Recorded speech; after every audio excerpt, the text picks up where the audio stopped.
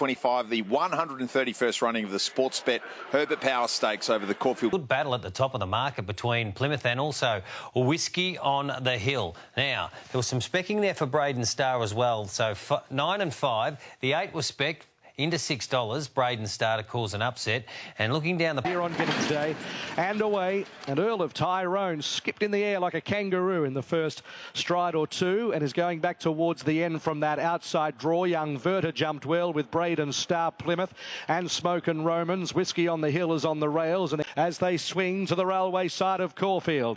950 metres to go. Smokin' Romans in front, virtually left alone by a length to Braden Star, and they're 2 lengths in front of Plymouth, who's had every chance outside of Whiskey on the Hill, who just needs a little bit of luck in the last 700 metres. Now Post Impressionist is satellite 3 deep and is zooming up on the outside. Young Verta is in 6th and getting going too. Then came Listochka, Tara Mansour, Scary, The Map, and at the tail Earl of Tyrone. It's on now. Smokin' Romans, 450 metres to go, headed off by Braden Star. Then came on the outside Post Impressionist, Plymouth. Whiskey on the Hill needs a run badly and it looks to be travelling, followed further back by Young Verta. Braden Star at the 250. Whiskey on the Hill can't get a run. Plymouth on the outside moves up and takes Braden Star. Whiskey on the Hill trying to get through. Plymouth goes to the lead. Plymouth with Braden Star fighting back. Whiskey on the Hill will have a go late. They go to the line. Braden Star.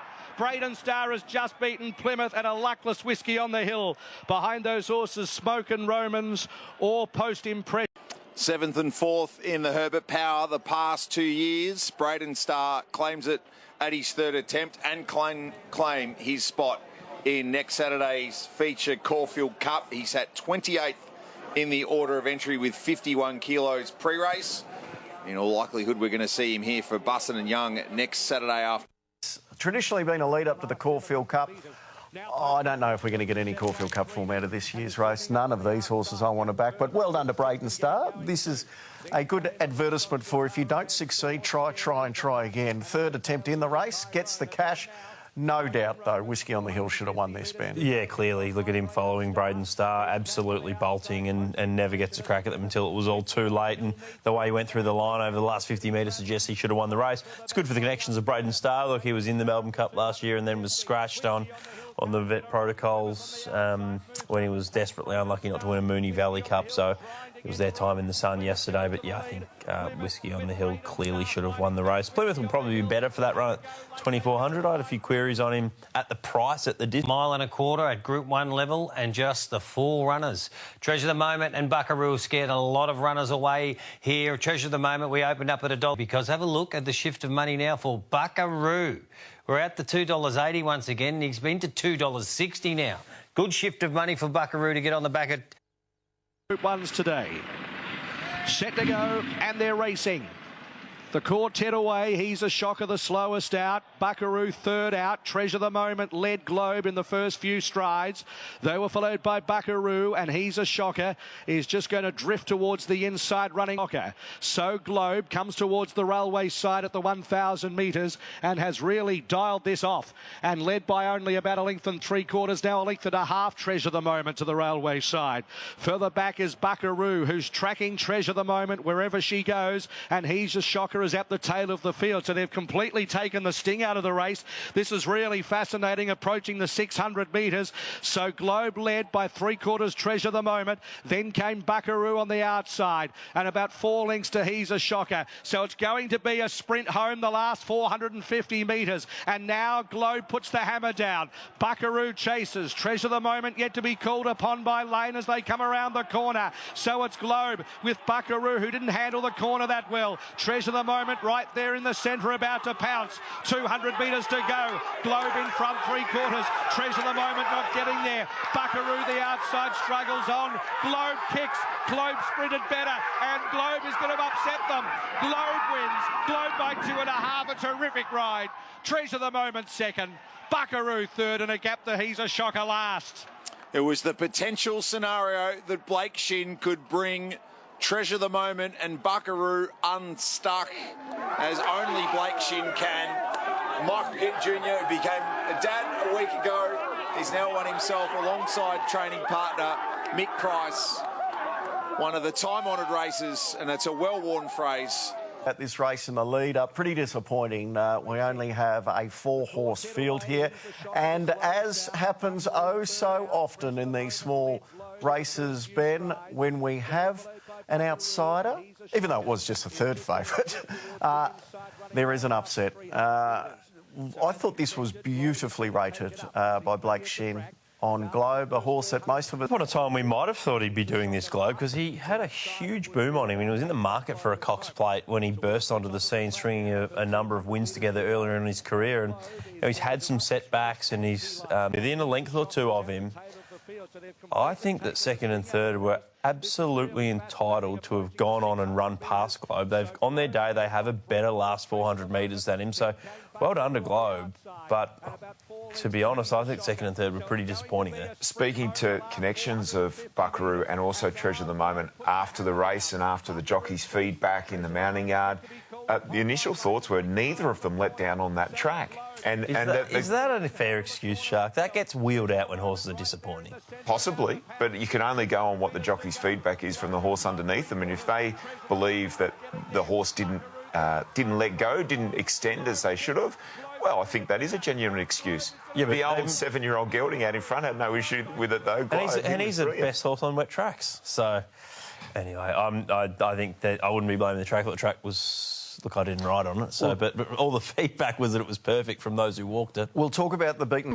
The thing is, you've got to have a horse right on the day, don't you, in every race? So, look, Globe was right on the day, and I don't think the second and third horse reached their personal best in that race, but doesn't matter. They play on the win. She travelled comfortably throughout. Sort of had the race won at the 600. Just had to bide my time and go when it was right. And then upon straightening, I was beaten. She really laboured late. Really unlike her. Normally when she travels that strong, she really quickens. So, yeah, first thoughts are disappointed without dissecting the race. I've had a chat to Sam Fairgrave, and Matt Lawry's texted me this morning as well. Treasure Moment's pulled up well. She's trotted out freely this morning. She's eaten up. The plan is they will continue towards a Cox Plate. Okay. If she is fit and healthy, they're like, we've come so far, we might as well continue on, which a small field gives her another 2 weeks. I don't think there's any doubt she was below her best yesterday. I've also had a text conversation with Aussie Kia. Buckaroo, they thought the track was far too firm for him yesterday. They've said the only way he would back up next week in a Caulfield Cup, where a lot of people think he's probably better suited in a Caulfield Cup, he's got 59 kilos, is if there is rain coming, and it doesn't look that way. So I would be anticipating out of those two races, Buckaroo would be more likely to head to a Cox Plate as well. Got them. One of those is Ferrosi. Dom Sutton is the trainer. Let's hear from him now. Thanks. Sepples here, your favourite for the two-rack this year, looking to go back-to-back with the Sir Rupert Clark Group 1 and the Group 1 two-rack. Look at this, 245. He dropped down to, back out to 260, but the damage has been done. He clearly is dominating the turnover. Over Like a Lucy, would you believe it? She's second best in terms of turnover, and she dropped into $7 back out to 8. Wedged in between them. Iconic two-rack handicap. Set to go, and they're racing. Damascus from barrier number 3, jump with them, drifts out. Transatlantic looking to cross Sepals in the first 100 metres. Feroce from the deep improving, followed by Athanatos holding its place on the rails, and also pushing up in between horses is Lazura to get in towards the top 4. As they climb the hill at the 1200, Transatlantic is the leader. From Feroce second, Athanatos behind them, and Lazura one off the fence. Sepals met a bit of trouble there, 2 lengths away in 5th place, followed by Damascus as they run off the back section. Further back in the field, out 3 wide is Desert Lightning, a length and 3/4 pinstriped, Evaporate Like a Lucy last. 900 metres to go, and the front runner Transatlantic by a half length Feroce. Athanatos trying to get away from the rails, a length and a half Lazura. Damascus next on the inside, Desert Lightning deeper, a length away to Sepals, who's drifted back to 4th last with Evaporate, followed by Pinstriped and last Like a Lucy. Transatlantic Atlantic, the front runner. 550 metres to go with Feroce 3/4 of a length away. A length and a quarter, Athanatos, followed by Desert Lightning, who's starting to slide into it. Followed then by Lazura under hands and heels before the corner. Evaporate to the outsiders running on. Sepals has gone back to third last. Transatlantic at the 300 metres a length. Feroce. Evaporate the outside. Satellite. Desert Lightning boxes on from Athanatos. Transatlantic with 150 metres to go. Evaporate's wearing it down like a Lucy from nowhere. Transatlantic with Evaporate the outside. Transatlantic and Evaporate. They go to the line. Transatlantic just beat Evaporate like a Lucy. Then Athanatos. Behind those horses then Damask Rose.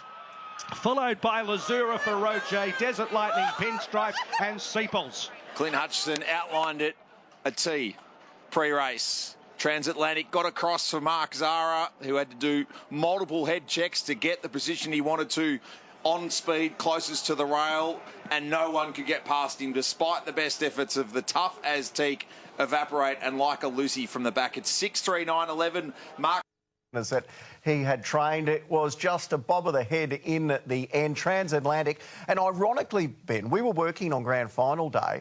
If you flip the results, you may well have flipped the result in the Toorak. You might because of the weight differential. This overhead shot tells where Evaporate's lost this race. So there's Transatlantic going forward. Evaporate doesn't step as well. He gets a little bit of a squeeze and all of a sudden he's third last on a day. It wasn't easy to make ground. I think Evaporate's a significantly better suited horse when he can race on pace because he's tough and he grinds. He doesn't have that big booming finish on him. He tried to ground down Transatlantic but was ultimately unable to do so. Now, after beginning slowly, I thought Blake Shin on Evaporate rode a very nice race. 3 wide cover, got on the back of Desert Lightning. I just think he's almost like that momentum horse, Sharky, that keeps building and building. He's not the type that's going to reel off some blistering closing splits from the back of the field to win the race. No. Credit to Transatlantic and Tony Gollan. They got the result yesterday. But I think the better horse ran second. Like a Lucy from the back of the field was brilliant for an Empire Rose. Want to see her get to Flemington. Even Damask Rose will be better suited getting to Flemington. The big talking point was Sepals. I think we can be forgiving. He was nowhere near his best. But what happened around the 1300 when Lazura rolled in on him and he lost his position there, Shark? So that was probably not ideal for him either. Yeah, never really recovered from that bit of interference and sort of went in reverse there. So hoping the horse has pulled up well today. Evaporate, doing the form, he was your map horse of the day with an asterisk. If he jumped, he's developed this habit of sort of stepping slow. Correct. He's killing me, and I was with him yesterday and thought he'd win. I had a chat to Cliff Brown this morning. Said Sepals, unfortunately, has got a really nasty gash. Nasty gash and a couple of other cuts and bruises, so you can make excuses there. You can definitely forgive that run. And on Lazura's inside there is Sepals. Now, he's in a good posse there, Beautiful Sepals. spot. And then J-Mac puts a bit of pressure on him to push him back in there. Oh, boy. And this is where Feroce with Billy Egan comes across. He shortens up J-Mac, and then Sepals gets interfered with and pushed out the back. And then there's more interference here where Pinstripe nearly runs up behind him. So that could have actually been where he suffered a gash and other bruising. So just forget about Sepals' run in the Toorak. Yep, absolutely. In on the top 3 in the market. So Woderton, he's $3.40 in from $4.20. Autumn Boy, his stablemate, wore the blinkers last start for the first time.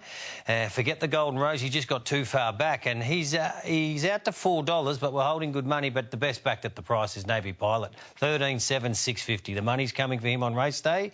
And it's probably the most open edition since 2020 presents in the next 6 minutes. Clint Hutchison, your top 4 for our feature. Gee whiz, it's, I think it's very open this year, and whilst down the bottom of your screen. But at the top of the market, there's been a good shift here for the favourite now. Race 8, number 2, Woderton, will be your market mover and heavily backed late. $3.40 into $3.10. With that, Autumn Boy, soft in the market, he's out to $4.20. Navy Pilot, rock solid, the 8, the best backed against him. Nepotism. Ready, all clear, and they're racing. Prestige Olay, after all of that, jumped away pretty well. Rivellino out quickly. Navy Pilot not too far off the lead. West of Swindon's going to sweep across with Vinrock, and also speed towards the outside by Hillier. Up the hill, West of Swindon led from Hillier second. Observer third, the inside, followed by Vinrock. A length and 3/4, Autumn Boy, Rivellino. Two further back, Navy Pilot, Prestige Olay as they spread out. Planet Red behind those horses, and then came Woden outside of Romantic Encounter. Two further back in the field, settling down off the back, Space Rider, and then came along the inside, Nepotism, High Vol second last, and at the tail of the field, Stay Cosmic a long way off the lure. West of Swindon to the side of the track, 800 metres to go in the Guineas. Just led from the outside, Hillier. 2 lengths, Observer, Vinrock. 3 further back, Rivellino, Autumn Boy.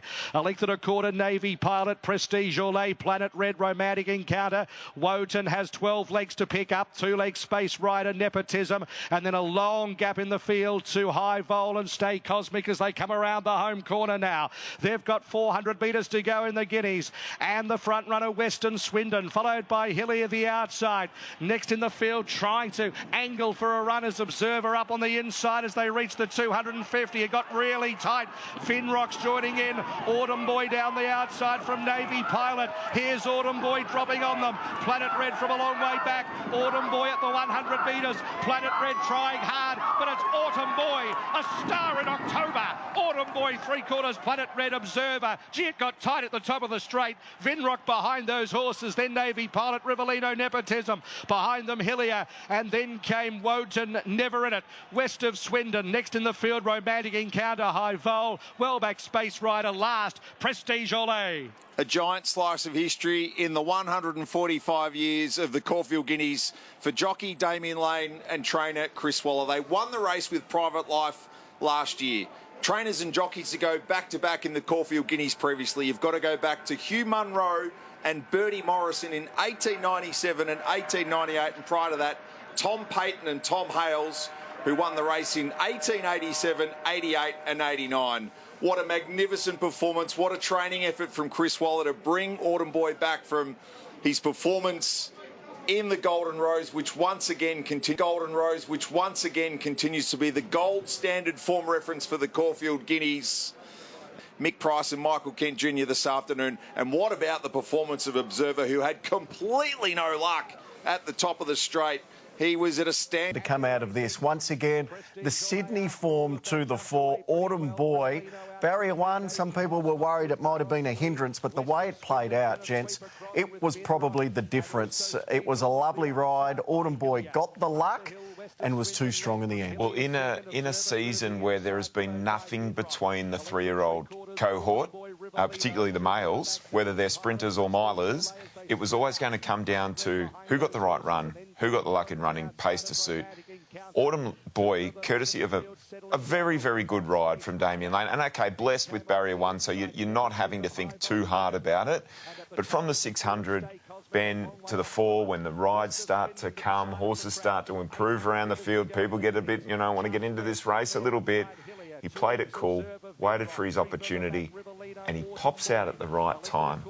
Just as Navy Pilot, who was a heavily backed horse in the days leading up to the race, started to make his run. I thought it was a faultless ride from Damien. Yeah, I thought it was a brilliant ride. And, it wasn't easy from gate 1. He had to get off at the right time, and at this point of the race, he does really nicely. He got a bit tight, but he was able to extricate into the clear. Keep an eye on the Godolphin Blue. That's Observer, who is being disappointed at the top of the home straight, whereas Autumn Boy gets out. Now, it's hard to be definitive to say just how close he would have gotten, because once he does get clear, I think the damage had already been done. He'd lost his momentum. Yes.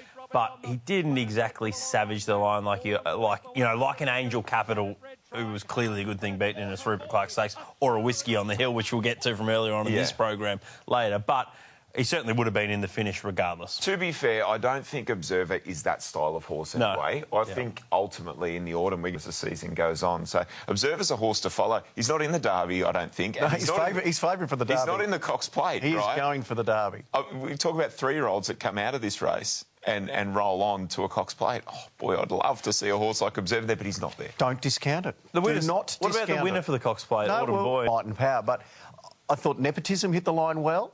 Now, can he win a Cox Plate? Maybe not, but it's a year to roll the dice. Autumn Boy, Chris Waller post-race. Well, actually, let's have a listen to what quickly. Now, if you were the owner of Autumn Boy... Well, there's only one too, Mr. Ritchie. Exactly right. Would you go to the Cox Plate?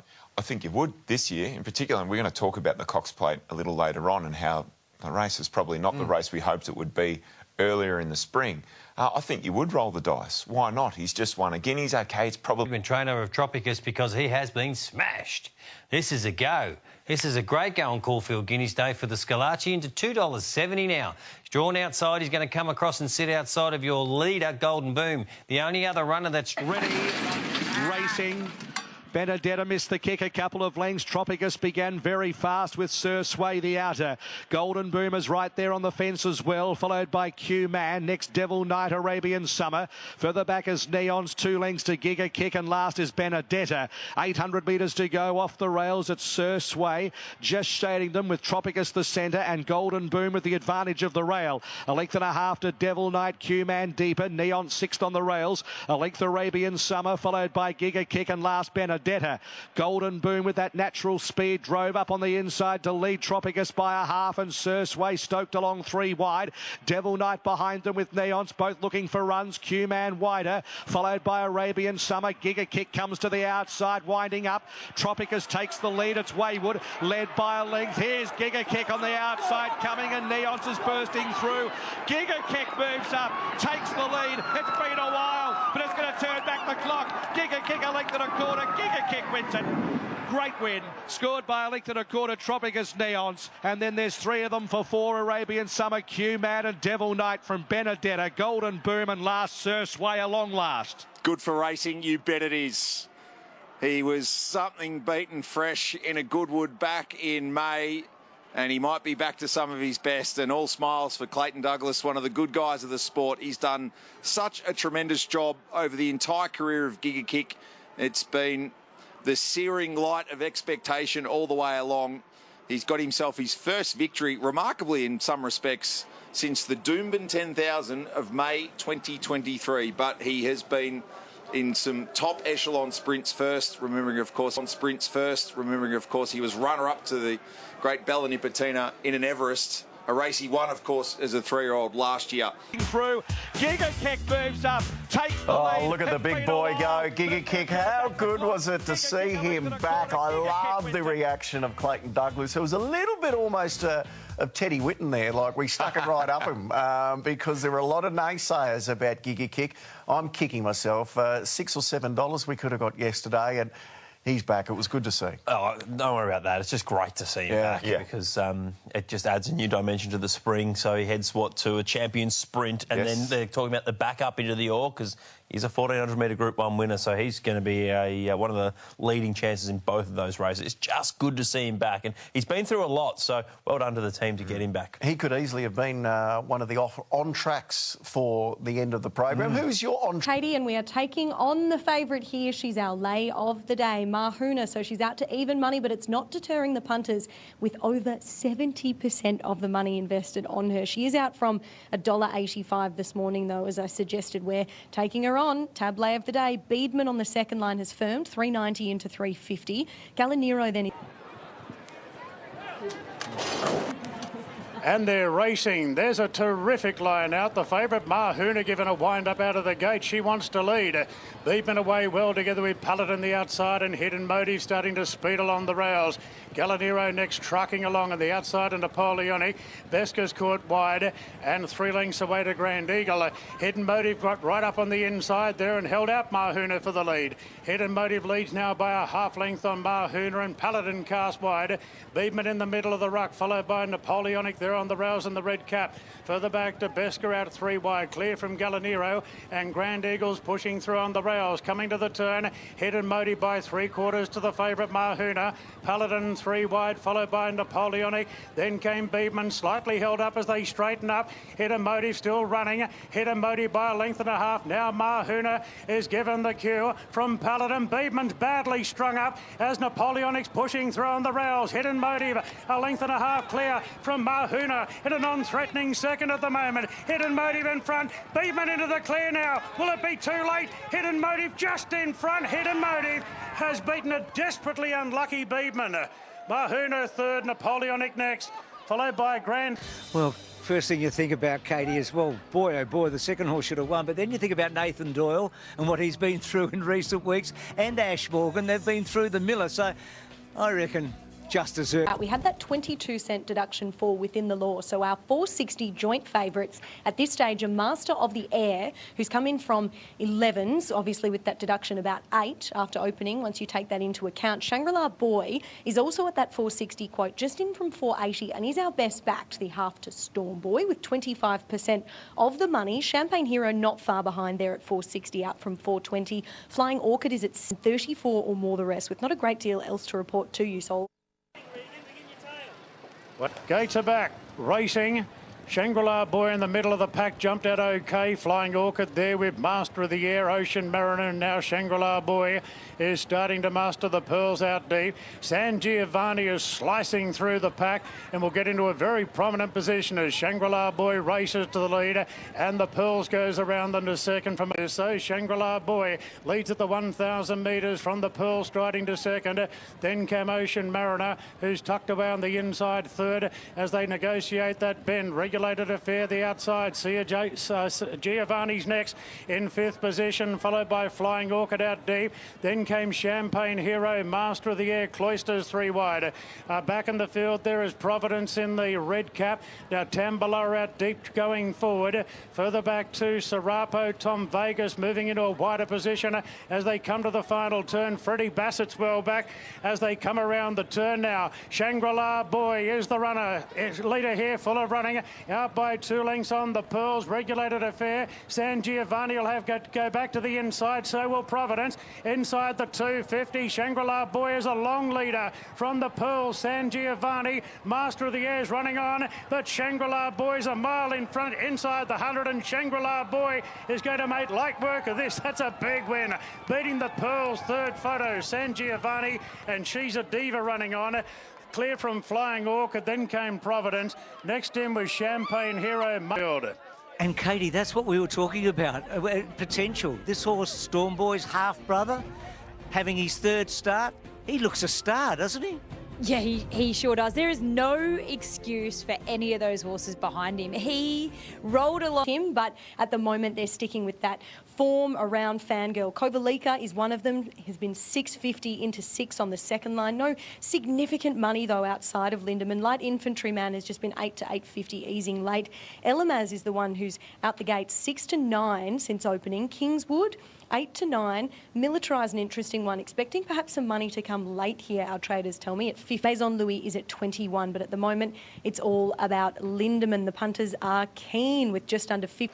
In the hands of his old mate Nasherwilla. Lindemann's in, and they're all locked and ready to go. Gates are back on the Hill Stakes. They're off.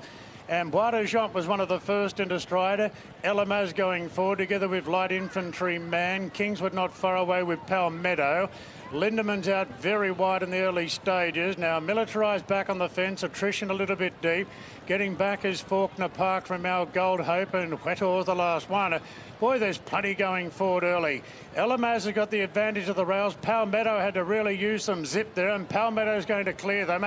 And now Lindemann will eventually get up on the outside. He's doing a bit of work, the favourite Lindemann, as Kingswood's right there in third. Elamaz took a sit. So did Light Infantry Man, very well positioned in the early stages. Then came Bois de Jaunt from Convergent, Maison Louis. They're followed after a length to lengths away to Whetor. Righto, the favourite Lindemann leads now. Gets to a clear-cut lead, leaving the back, and attrition's going around the field and working up to a clear second. Kingswood third, followed by Palmetto the rails. 2 lengths to Elamaz from Light Infantry Man, and Converges covering a bit of ground.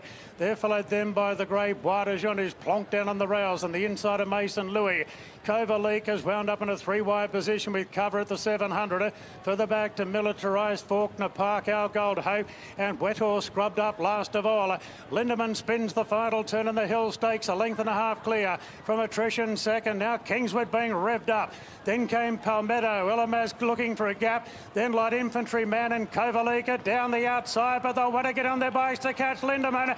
He's really opened up inside the 150. Lindemann's well clear from attrition. Kovalika and Kingswood. He's a class above them today, Lindemann. That's a big win in the Hill Stakes, beating attrition. Mason Louis Chardstone to grad third. In front of Kovalika and Militarizer Lamaze. Palmetto not far away from Bois de Jonde. Then came Our Gold Hope, Faulkner Park, Converge, and Huetor was last in. So Chris Waller wins for a 7th time the Hill Stakes. Tommy Smith's got the record of 9, so he joins Bart Cummings and Gay Waterhouse. And Nash gets a 4th, so he's climbing up the ranks as well.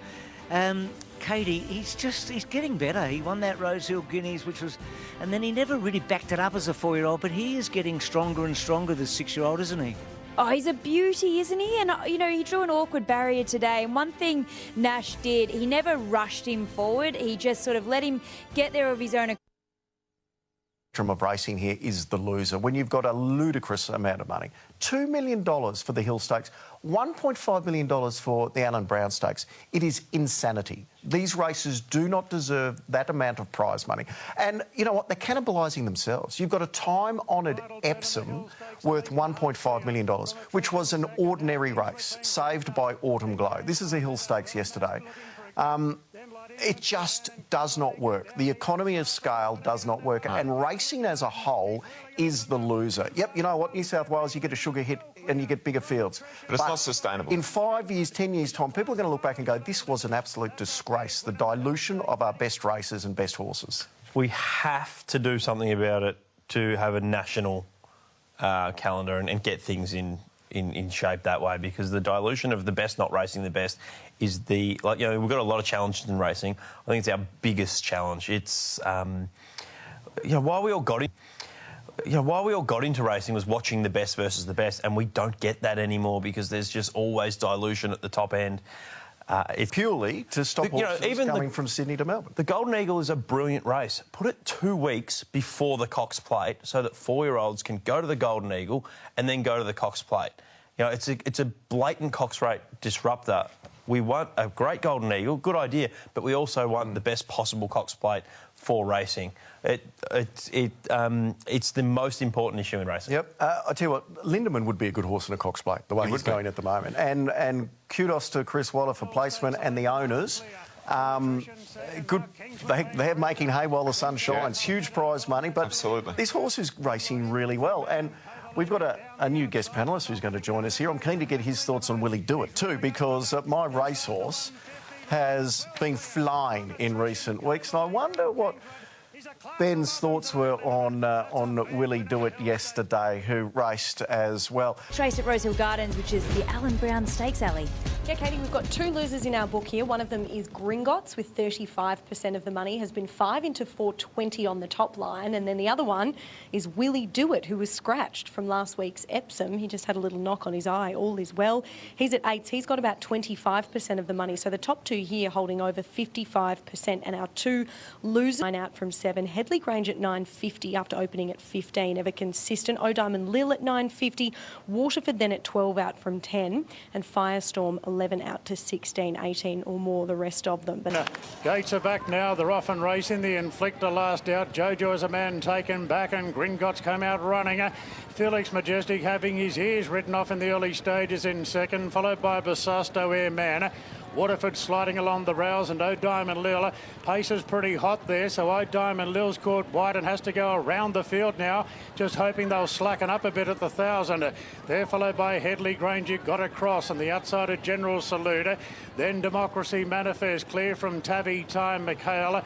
Willie Do It's back in the field, 2 lengths to Coast Watch. Then came Ossa Penko.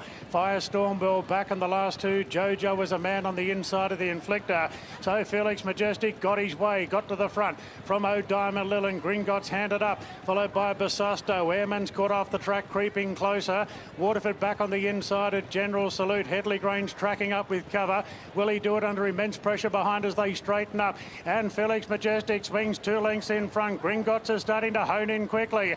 Airman the outside's done some work. Then Basasto, and Waterford's looking for clear running. Not get much of it. It's Gringotts at the 200. Gringotts takes the lead. Airman sticks on. Headley Grange Grange lengthening the outside. It's Gringotts, Headley, Grange, Airman between them. Headley, Grange hits the lead, wins the Allen Brown. What a prep he's having. Headley, Grange beat Gringotts. And third, Airman or Tavi time wide out. General Salute. 3 of them across the track. Very busy finish for the minor end of the prize. And Felix Majestic finished about midfield. Gee, Joe Pride was smiling when the hippo put the hippo on, Katie. We know why. He's won 5 out of 6 this prep. Gringotts was terrific, by the way, Katie. Absolutely terrific. But he's just such an honourable horse, this bloke, isn't he? Isn't he? He's so honest, he's so genuine. He's still won with arrogance, really. He's pricked his ears in the end. He drew a really awkward barrier. Adam Hieronymus. Generosity, his ride into 240, even shorter on the World Pool though, so this is going to be very interesting. Ostraka on the second line, 8 to 9. You can't lay anything else here. Caballas 9 to 9.50, Golden Mile 9.50 out to 11, Rothfire 11 to 14. Similar story with Your Blessings, 7. Merck is at 19 and from 21, and then 21 or more the rest, and there's not a great deal else I can report. The old boy in Rothfire, a Group 1 winner in a former life, and Gates are back now. They're off and racing. Oh, hello. Beauty Charge, the ex-Hong Kong horses, dawdled out of the gates. Rothfire jump well. Coal Crusher hit the gates running. And so Sandpaper the outside. With Your Blessing settled third from Ostraka. Rothfire just easing back a bit out wide. Then came Golden Mile.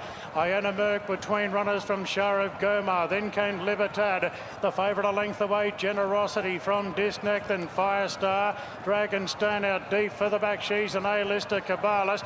Beauty Charge is doing all the chasing. 600 to go. Coal Crusher by 2. On Sandpaper With Your Blessing. Then Ostraka. Rothfire slipped in for a bit of cover. Then came Golden Mile. Libertad. Iona Merck. Shah of Gomar as they come up the rise. Coal Crusher turning the clock back today. Coal Crusher leads by 3. With Your Blessing goes to second. Ostraka's running on. Coal Crusher, can he keep going? 200 metres to run. With Your Blessing closing in. Ostraka tight for room. Iona Merck hitting top gear and Rothfire between them. Rothfire, Iona Merck. Rothfire, Iona Merck. Rothfire got the money. Rothfire turned the clock back himself. Won the Sydney Stakes, beating Iona Merck With Your Blessing. Then came Caballas rattling home together with Libertad. Generosity got too far back. They're followed then by Ostraka, Golden Mile, Sandpaper. What a horse. I mean, what a horse he's been. He was an Everest chance, remember, when he was early on, so I think he might have started. years and you've been trying to get a win. How's it feel? Emma, I'm not normally lost for words, but this is so emotional. He means the world to you because he has been through everything. I said to a couple of mates in Cunner from the outside alley, you know, he's defied the veterinary critics for so long. And here he is winning a $2 million race. And he was rightly emotional because this boy has been through so much, Ollie. It was great to see him get the cash yesterday. Yeah, $2 million consolation. How good's that, eh? But, yeah, tough win. He'd run quite well in the Manikato, not beaten far at all. But good to see the old boy get his just deserves in a nice race there. Look, 2 horses so close to Rob's heart too. Rothfire, obviously, has been everywhere with him. Injury, back from the brink of retirement. He just keeps running good races. A deserved victory and then a bounding in the last at Caulfield. About this horse for nearly 12 months, haven't we? It is an absolute clash for the ages. Our best, and by the way, our best are really, really good. We know that against this horse that everybody is saying is the fastest and the best sprinter in the world. To be ridden by a knot, it's Everest time, everybody. Stay where you are. Kaying Rising. He's dominated Hong Kong and we're ready to show the world. It's an easy trek to base camp. Now to climb Everest. His best asset, he's bloody fast. Guess what, Dad? The great trainer and Katie Maddy and the Group 1 winning jockey. We've been here all day, but we get to a point now where Kong, we know that, and this is an incredible horse. He's won 13 consecutive races. He hasn't been beaten since January the 1st, 2024, and only twice has he beaten. Ali, it's just about the most important market of the year. It certainly is, Bruce, and with 50% of the money invested here on Caulfield Rising, it has been late one-way traffic for the Hong Kong champ. He's at $1.90 $1.90 on our fixed odds and $1.40 on the tote. That Whirlpool tote starting to come into effect now. The money is piling and they can't lay any of the local horses there. Jolie Star on the second line is second best backed and she's pretty solid at that $6 quote. War Machine, who saw a great deal of support early in the week, open 14s, is now at 10. Jimmy Star just easing a fraction, 11 out to 12. Bridget, pretty solid at the $15 quote. 26 Angel Capital, 41 Overpass in from 51. Magic Time has been 101. Sweated up and didn't cope. But today, with the dress rehearsal, really, really good, Bruce. Very happy with him. He's definitely better for that. To the roar of a youthful crowd, and they're off in the Tab Everest, and Overpass began fast as expected. Kaying Rising's right there, and now Marzu is whipping up underneath the pair. Lady Shenandoah's got a great spot, fourth in front of Tempted. Further back to Jolly Star. They're followed then by Jimmy Star is going forward from the wide draw. Briassa's got back in the field, followed then by Angel Capital, Jeddabil and Magic Time. Marzu shows the way. Overpass sits on the outside. Kaying Rising 2 lengths away, third is trucking along, and Jimmy keeps him company. Jimmy Star up on the outside, followed by Tempted, Lady Shenandoah, and Jolly Star gets great cover, turning for home.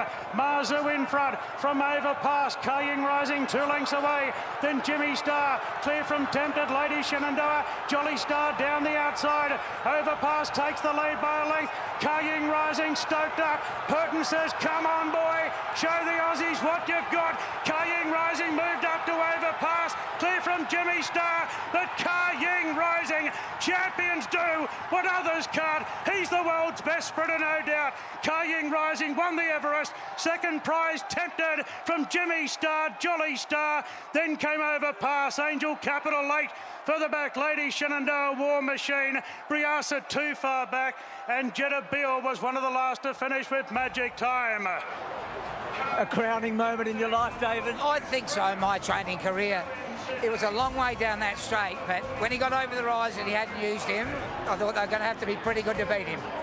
God, what a day, what a build-up, mate. Oh, I'm so relieved. But when he saddled up calm, he had to really run below form, not to win today, but I couldn't say that. I couldn't be cocky, but I would have been so disappointed if he didn't win when he saddled up calm. Just for Hong Kong racing? Oh, I think it'll be wonderful. You know, he's the pin-up boy there. So exciting. Come up with us, mate, if you can. Sorry about that. Come up with us and join Katie. So excited. I can't wait to watch the replay. I just thought, is something coming or not? But I think he won by lengths, did he? He won easily, David. Did he? No. Here is the replay. So he's about to attack here, David. So Jack has done everything right. Take us through it, mate. Well, this was the position we hoped he would lob into, and it looked on paper that he would. And I thought for a moment he was going to get hemmed in, but Zach's pretty good at getting out. As soon as he jumped so clear from the barrier. The fishbowl racing of Hong Kong, whereas I think a champ in Hong Kong is a champ worldwide, and we've seen that with Romantic Warrior. Now we see it with Kaying Rising. And I would argue, Liz, it's a great training performance, but I'm not convinced we saw the Kaying Rising that I've seen in Hong Kong. He might have been the tier below, yet he was still too good. I couldn't. Lengths away, then Jimmy's the lead by a length. Kaying Rising stoked up. Purton says, come on, boy, show the Aussies what you've got. Kaying Rising moved up to Overpass, clear from Jimmy Star, but Kaying Rising, champions do what others can't. He's the world's best sprinter, no doubt. Kaying Rising won the Everest. Great ride by Zach, and I would have been shattered if he lost today. Truth be known, when he was calm an hour before the race. And all the twists and turns. Shout out to Darren Flindell and also Matty Hill, who captured the moments, the big moments, so perfectly yesterday. That was a great call in the Everest. Yeah, you could see how much it meant to David, the pressure building up. I think he would have had a bit more comfort when he saw him settle before the race, because I think having that trial, getting rid of that nervous energy, taking him through the routine, where for his first time away from Hong Kong, I think that really set the tone for him. It was worth the wait. It was a long build-up for this horse to get to this race. It was, you know, a bit of colour and movement with the trial, and he's maybe carrying a bit of weight. Then the gallop last week, it had everything. But Kaying Rising delivered when it mattered. It was a brilliant race to watch. In the members at Caulfield, in front of the big screen there, you were like sardines in a can. It was absolutely heaving, And when he hit the front, it just went absolutely berserk. It was brilliant. You got out to even money in the end. Brilliant. You got out to even money in the end for Caulfield Rising. A lot of punters wouldn't have expected that. Later. But it was a pretty passive race for mine. I mean, it lacked a bit of initiative from some jockeys. Briassa, ridden quiet, was a shock one for me. I thought he'd be up on the pace. The winner was able to just sit in the box seat with no pressure on him. They had that mid-race slow up, and actually Ethan Brown showed a bit of initiative. He actually made a bit of a move, which is not like Jimmy Starr, but the winner really controlled the race. I would have liked to have seen a little bit more pressure on him, and they never really took it to him, I thought. Under the circumstances, Jimmy Starr, I thought, was enormous. Tempted, obviously, running second was a brilliant run from a 3-year-old filly. But you mentioned Overpass. A horse that is so good in Western Australia, and he gets a bit unfairly sort of pigeonholed as, he only wins his good races in the West. He has run a fantastic race there in the Everest, and the horse that caught the eye darting through the field, Angel Capital. Yeah. Where does it go? Well, if there had been genuine tempo on, you could have seen him really flashing late, but I think because they had that mid-race sort of slow up, even though they still ran good time, they did back it off a little bit in the mid-race, I felt. Would you go to a Champions in the past? And there's a good chance that Sir Delius may run in Sydney in the 5 Diamonds. That was discussed today, so let's see what happens. Eagle will be telling. And let's go to you, Ali. For the market, what price have you got Linebacker?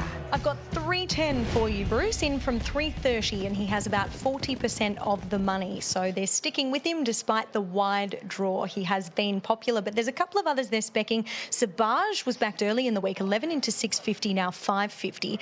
Gerringong is actually our second best backed runner here with 20% of the money at 7s. Imperial Force is... For the all clear.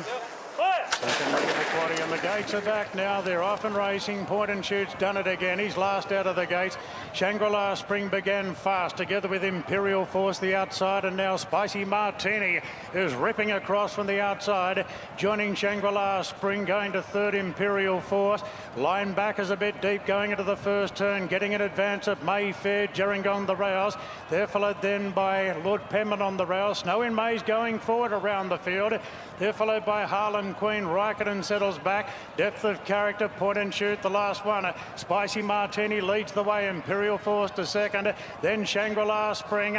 And Lloyd's got Linebacker up, running fourth, the hot favourite. Followed by Snow in May. Then came Mayfair further back in the pink cap. Over on the outside is Lord Penman as they come around the corner. And Gerringong on the fence. Spicy Martini turns in front from Imperial Force. And now Linebacker is starting to go after them pretty quickly. He shakes the reins at Linebacker, and there's a terrific response. He opens up by 2 lengths. Coming through the pack, Lord Penman, Mayfair, Point and Shoot down the outside. Linebacker 3 lengths clear though. Defending victory. Linebacker way too good. Great go the Miners. Lord Penman, I'd say, in front of either Mayfair or Shangri-La Spring. Then Point and Shoot, Sabaj the outside. Further back to Depth of Character doing its best work. Gerringong, Imperial Force. Further back to Raikkonen, and Harlem Queen was always towards the rear of the field. Stunning trial for the Golden Eagle. Wins the Silver Eagle. Zach Lloyd gets a treble. So good to see Linebacker back in action after his little mishap and spraining his ankle, as Tom Charlton just said. He rode him beautifully, but he didn't panic. He got caught wide, but he just... Linebacker, he's been promising so much.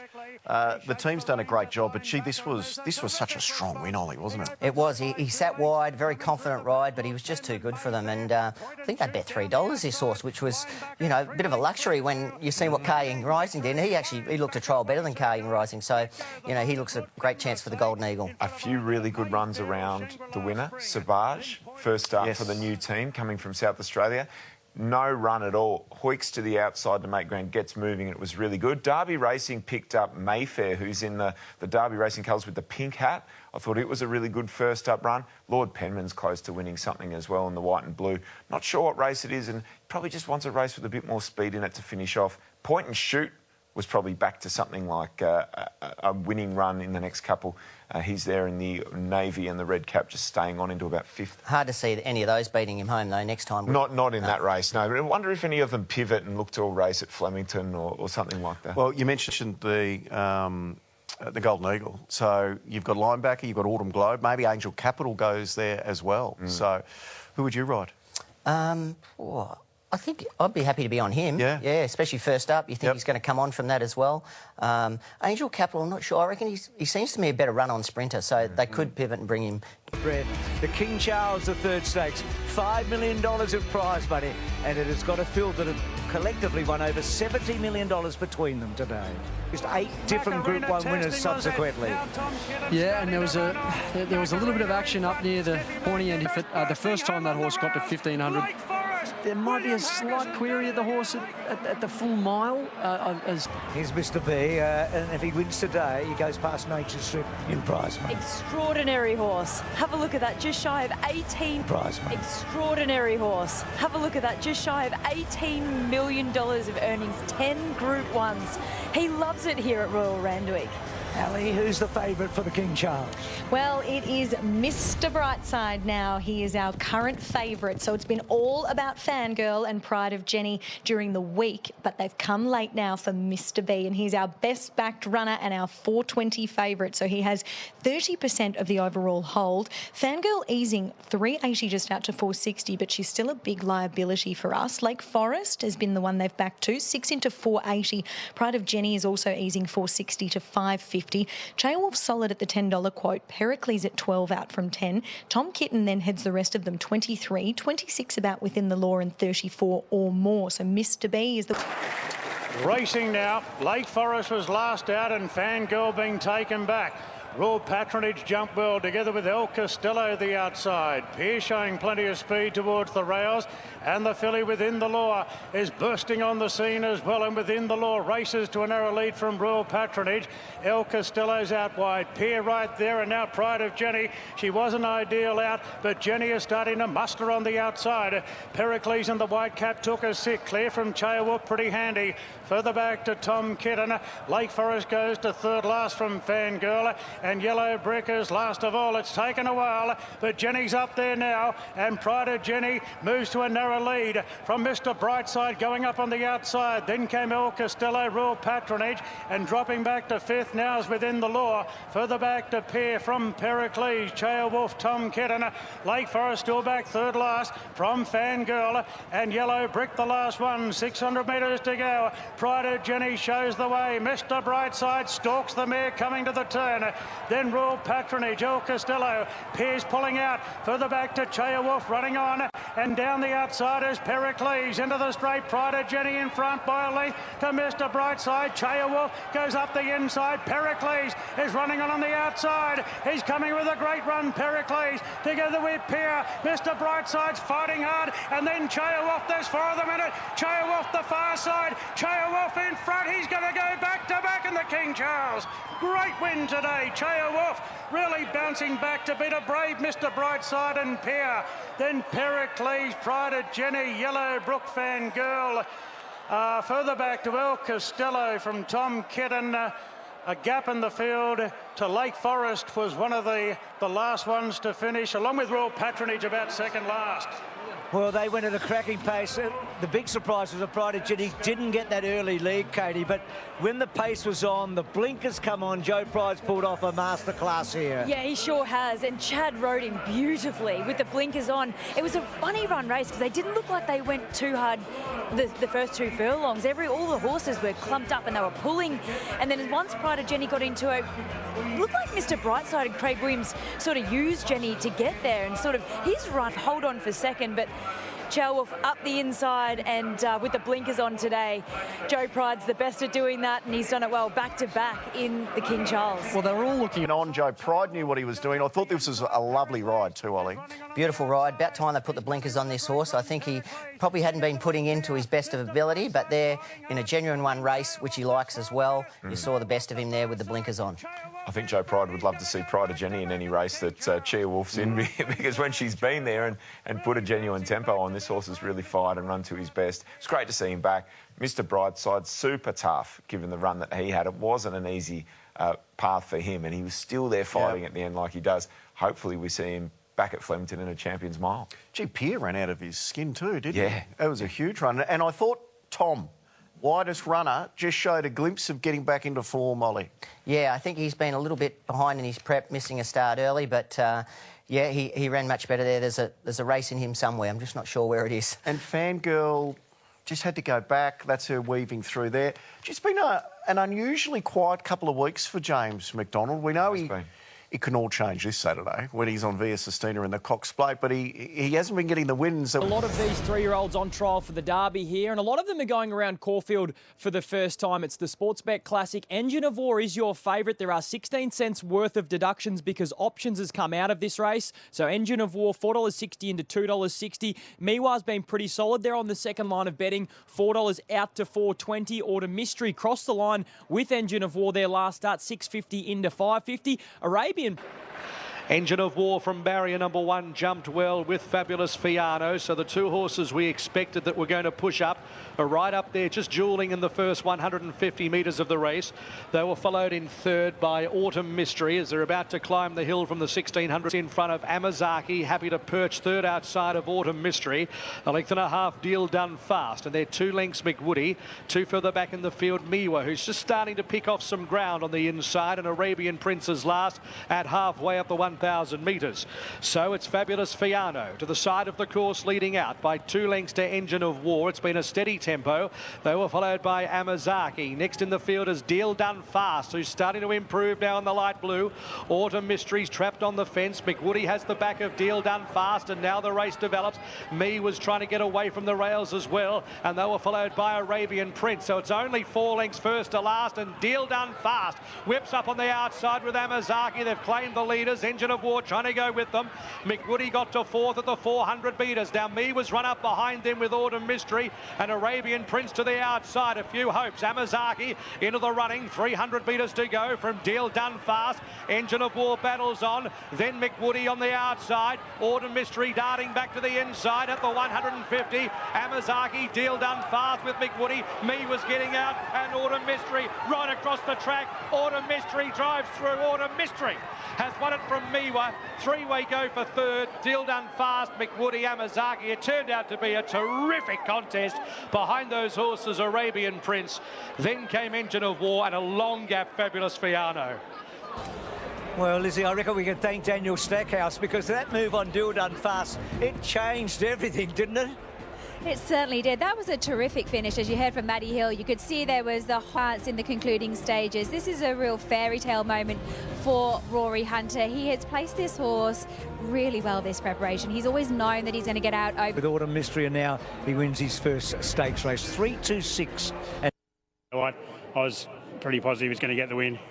What of Blake, the experience? One of the great moments of the day, wasn't it? Rory Hunter. He's just such a likeable bloke. And it was a fairy tale. $15,000, and look at what it means. The biggest... It's a trial, I guess. It's a trial towards a derby. I thought, away from the winner, there were 2 really good runs and horses that are screaming out for Flemington and 2,500. One of them is Arabian Prince. So this turned into a sprint for home, and it did not suit that horse, given his pattern and where he was in the run. The other is Deal Done Fast in the light blue. He got going early, covered ground. He was entitled to sort of get the wobbles and drive up. But he's still fighting on here at the finish, still trying to get his nose in front here with about 150 to go. Both those horses will run really cheeky races in a derby. I mean, have a look. There's 6 of them across the line here. Ollie, are you concerned when there's a length and a half between these 6? Are they all very good, or is there a question mark over the format of the race? No, I'm not concerned. I think the fact that they finished so close together was because of the slow pace, and they all took off at the same time. Deal Done Fast was the first, probably what won him the race, but I think the fact that they just went so slow and they could only go home so quick the last 600, that was the reason that they finished within a length and a half together, and it just, to me, it showed that there's not much between the top 6 in this race. Miwa was good as well. Got the job done in the latest race there with that beautiful ride. Well, he's got the favourite here in the Ethereal in Just a Journey, and she's been well supported with Sportsbet as well. $2.40 into $2.15, just back out to $2.25 now, but a lot of our pros are all over her. They are also backing the one, Spicy Lou. It's been a bit of an underwhelming prep so far, but has been $8.50 into $7. Yum was a bit... And they're racing. Just a Journey, the favourite, jumped away well with also Grand Omaha. After Summer is probing up on the inside. Arizona Luck from the deep isn't far away, and Spicy Lou is going to cut across their heels, is also right up with the speed. So after 300 metres, Spicy Lou is going to lead by a couple of lengths to Claire, and then came Future Frankie as they just start to string out a little bit better. Classic Gem is next, and they were followed by Yum Deep. Next is Just Kick from Mother Duck, and second last Lou Fatah, and at the end Marisu Ojo. To the railway side, Spicy Lou is the leader. 850 metres to go, leading out by a length and a quarter. Arizona Luck is second. Third on the inside, Just a Journey's had a pretty cushy run. Fourth in the race, Grand Omaha. A length away after Summer and Zoo Clear. They were followed by Classic Gem as they start to pack up again. Future Frankie on the inside from Yum, who's 9 off the lead. Just Kick as well, back 2 lengths, Lou Fatah, Marisu Ojo, and Mother Duck has dropped away. Spicy Lou approaching the corner. 400 metres to go from Grand Omaha on the outside, and Just a Journey got through between fillies too. Then came After Summer, whacking away as Classic Gem to the outside from Future Frankie, but Spicy Lou had a kick. 200 metres to go. Spicy Lou 2 lengths in front. Just a Journey stretching to get her. Then After Summer, Spicy Lou 100 to go, getting weary. Still a length and a quarter, Just a Journey. Spicy Lou drifting out but wins. Spicy Lou 3/4, Just a Journey. After Summer, Classic Gem. A gap Zoo Clear, Future Frankie, followed by Just Kick. Next to finish, Marisu Ojo, Grand O. She's an interesting little filly, Lizzie. She had that very good record as a 2-year-old. She keeps her head low. Katie was talking about it during the run, doesn't she? Blake Shin was on the favourite just behind. Had its chance. But again, I'm not sure if this is the form I want to follow into an Oaks show. Once again, there's no tempo in this race. They hacked along in front. Spicy Lou had the race given to her on a plate. She got the wanders up a little bit in the straight and potentially just caused the runner-up a couple of issues, but another sprint for home. So essentially, if you're on anything further back than fourth in running, you had no hope. I didn't mind After Summer's effort with the baldy face there and the red colours. I thought she stayed on okay. Classic Gems stayed on okay. It's tricky to look at this race and say, yeah, this is a screaming Oaks trial from any of these horses in this race. She's tough, the leader, and she had it on her own terms there in front. The Herald Sun Sprint, or the Caulfield Sprint, one of the Group 2s. Matt from Sportsbet. Yeah, we're into the second half of the program now. Bruce, things are starting to heat up. It's another intriguing race with just a small field of runners. Zealously's been well supported, $3.30 into $2.90 from the Snowden camp. Arabian Summer is the best backed runner here with Sportsbet, $4.60 into $3.80. Could be a huge day for the McAvoy stable. Nadal's such a fascinating runner, isn't he? $5.50. When markets were put up, he was pushed out to $9.50. He's been the big market move today, back into that quote of Field set, ready and away. Arabian Summer on the outside, jumped well with the Rich Dotty Zealously, and also Philosopher. Driving through is also Sharippa. Rich Dotty's just going to lead from Zealously, and then Sharippa behind them with Philosopher. 3 lengths Arabian Summer, Ray Magnerio. 2.5 lengths away Nadal, and GG's Mistruth at the end of the field. So it's Rich Dotty eventually leading outright, 5.50 out from Zealously, a half length off it. A length and a half Philosopher, Sharippa. A length Arabian Summer. Then came Ray Magnerio, Nadal, and 2 further back is GG's Mistruth as they run around the corner. 350 metres to go. Rich Dotty by a length to Zealously. Then Philosopher running a race. Arabian Summer, Sharippa behind them. Ray Magnerio badly held up and Nadal out wide. Zealously went to the lead. 150 metres to go. Arabian Summer, Nadal, and Ray Magnerio's getting through. GG's Mistruth back to the inside. They hit it. Ray! Oh, he's a marvel. Ray Magnerio from GG's Mistruth, followed next in the field by Zealously, Arabian Summer. Back behind those horses then Sharippa, Philosopher, Nadal and Rich Dotty. What a great call there, Lizzie, from Matty Hill. He summed it up so well. We're seeing horses come from the clouds here today. Giant McNeil's got a live chance, I reckon, in the Caulfield Cup today, Lizzie, and that was just a super win. And then you saw GG's Mistruth. Of that stallion. He found a little bit of traffic here, Ollie, coming up as they start to straighten. You wondered, oh, is he going to get out? Is he going to be able to produce that really nice late turn of foot that he does have? But once the gap came, he just loves hitting the line and chasing. He was going to be looking something beat here, wasn't he? But fortunately, the gap opened up for him and he got through. But great win in the end. And he just loved this. He loves a good pace, 1,000, 1,100 metres. You know, he's very reliable, like you said, and it was a good win in the end. great to see GG's Mistruth, too, the really good Tasmanian mare, finishing well back to the inside again. She apocalyptic, can she overcome that? Maybe hoodoo of Caulfield. We've known about that for years, haven't we? Matt, let's go to you. What price is she on Sportsbet for the 1,000 guineas?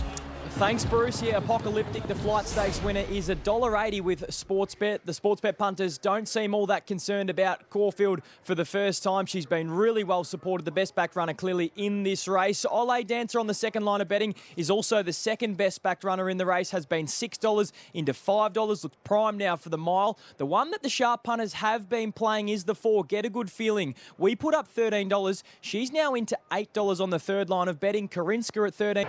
Run. Stools are back. Racing in the 1,000 guineas. Get a Good Feeling. Got a good start. With also Ole Dancer, Apocalyptic, ridden for speed.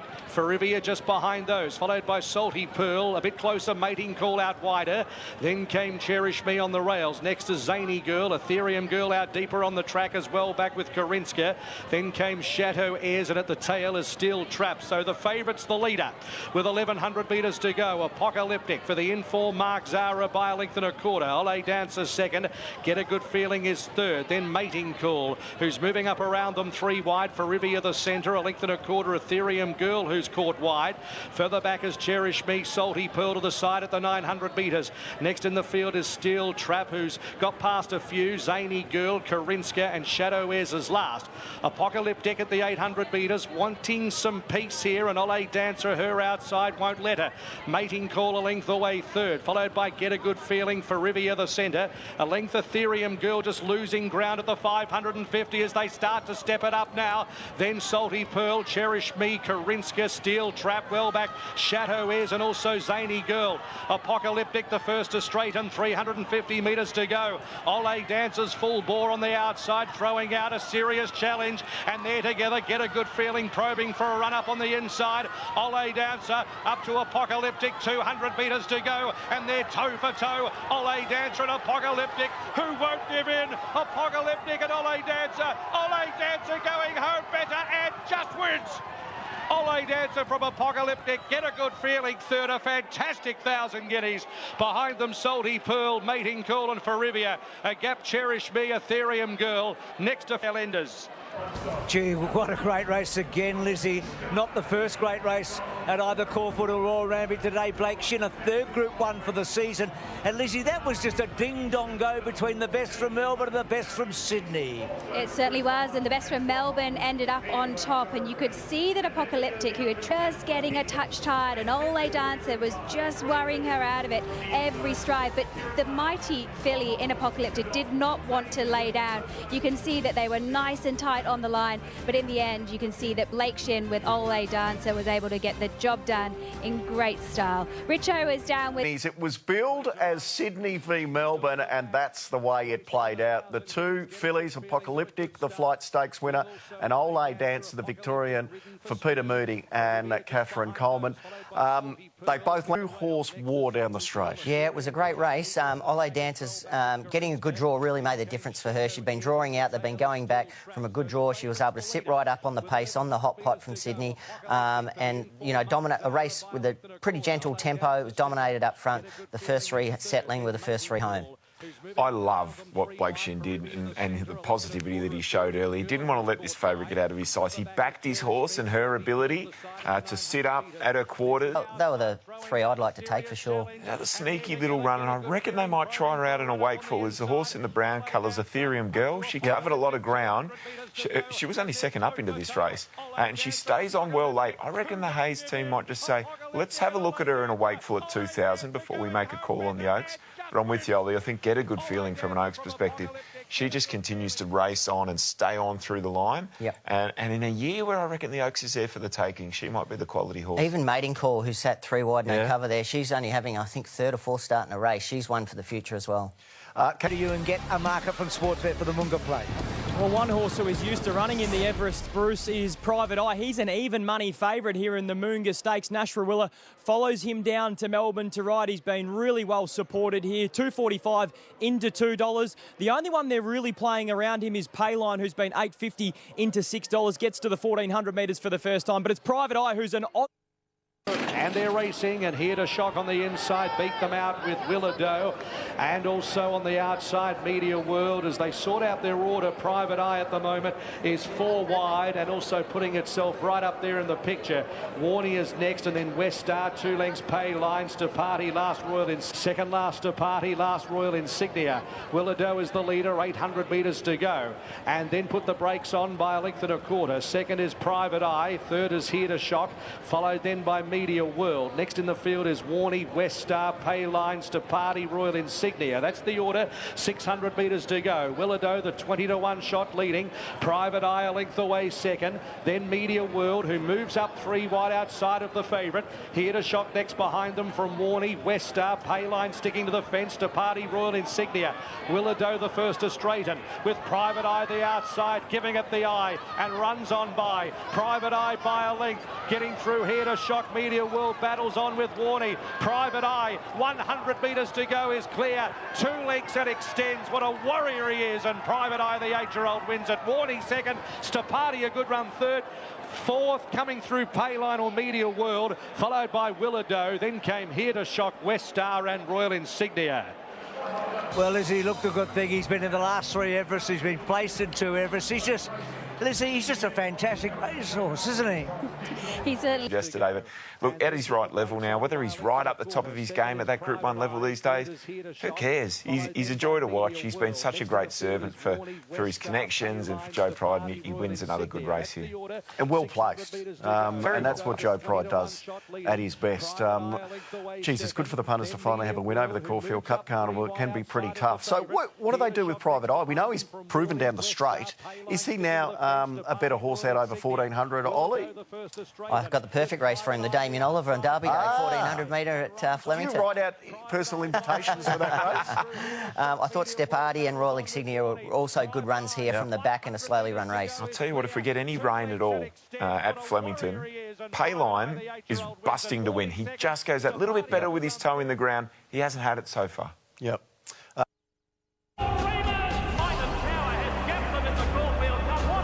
I love it. It's the first big major of the spring. The anticipation's there. With intriguing form. And for the jockeys, Katie, you've been there and done it. Yeah, it's a cracking edition this year. Half yours. Well, he's trimming up now into $2.70. We wanted to see it. He's holding more money than any other runner on the books with Sportsbet. Royal Supremacy 11 into $8 has been a good push. Vauban's here of racing.com because we're going to have a look at a roughie down the bottom that's been spec'd. Plymouth for Celine. He can play up a little bit in the barriers, so it's one thing is that Mark Zahra needs to get a clean break, and he's drawn a good barrier, so he'll want to hold. But comparisons can be drawn between this horse and the stable's other Caulfield Cup runner recently, West Wind Blows, which is of similar ability. Well, for this race, but he does look really well. You're with Half Yours, the favourite. He's our short price favourite, Half Yours, and we looked at him down at the stalls area. He was beautifully relaxed and switched off, and you're probably thinking I'm harping on about being relaxed and switched off, but they need to be keeping their... Caulfield Cup. He's now a $2.30 favourite, Half Yours, who's trained by the McAvoys, in from the opening quote of $2.60. All our sharp punters are all over him. They're also on the 16, 20 into 14, but it's all about Half Yours here. Bruce, $2.60 into $2.30. He's the one they've got to beat in the Sportsbet Caulfield Cup. It has been fascinating, Bruce. Half Yours got into as short as $2.15 moments ago. He's back out to $2.40 now, but he's extremely well supported in the... In 6. Set racing in the Caulfield Cup, and Royal Supremacy didn't jump well. Deacon began well. Half Yours moderately away. River of Stars began quickly with Adelaide River, Revelare. There's Banker's Choice from the deepers coming over. Banks a line of 4. They were followed by Deacon, steadily working across from an outside draw as Plymouth. Then came Vauban. Half Yours about 9th, one off the fence. Maidan is 3 wide. Next in the field on the rails is Absurd, followed then by Middle Earth, Presage Nocturne. Towards the back of the field, Royal Supremacy Supremacy, Golden Snap 3 wide, Dozy, Birdman, Valiant King and Land Legend. So the leader, Banker's Choice, 1,800 metres to go in the Caulfield Cup. Banker's Choice is the leader at 80 to 1 by a length. 2 in second, Adelaide River, and third is Plymouth. A length and a quarter, River of Stars and Revelare, fifth one off the rails. A length and a half away, Deacon next on the inside as they start to climb with 1,600 metres to go. Further back is Vauban, a length away, Absurd. Half Yours is just a shade beyond centre field. Maidan around the favourite. A length away in the field, Presage Nocturne as they reach the top of the course at the 1,200 metres. Golden Snap as well back in the field. They were followed by Royal Supremacy, Land Legend as well back too, with Zardozi towards the back. Valiant King and Birdman last as Adelaide Rivers put the foot down.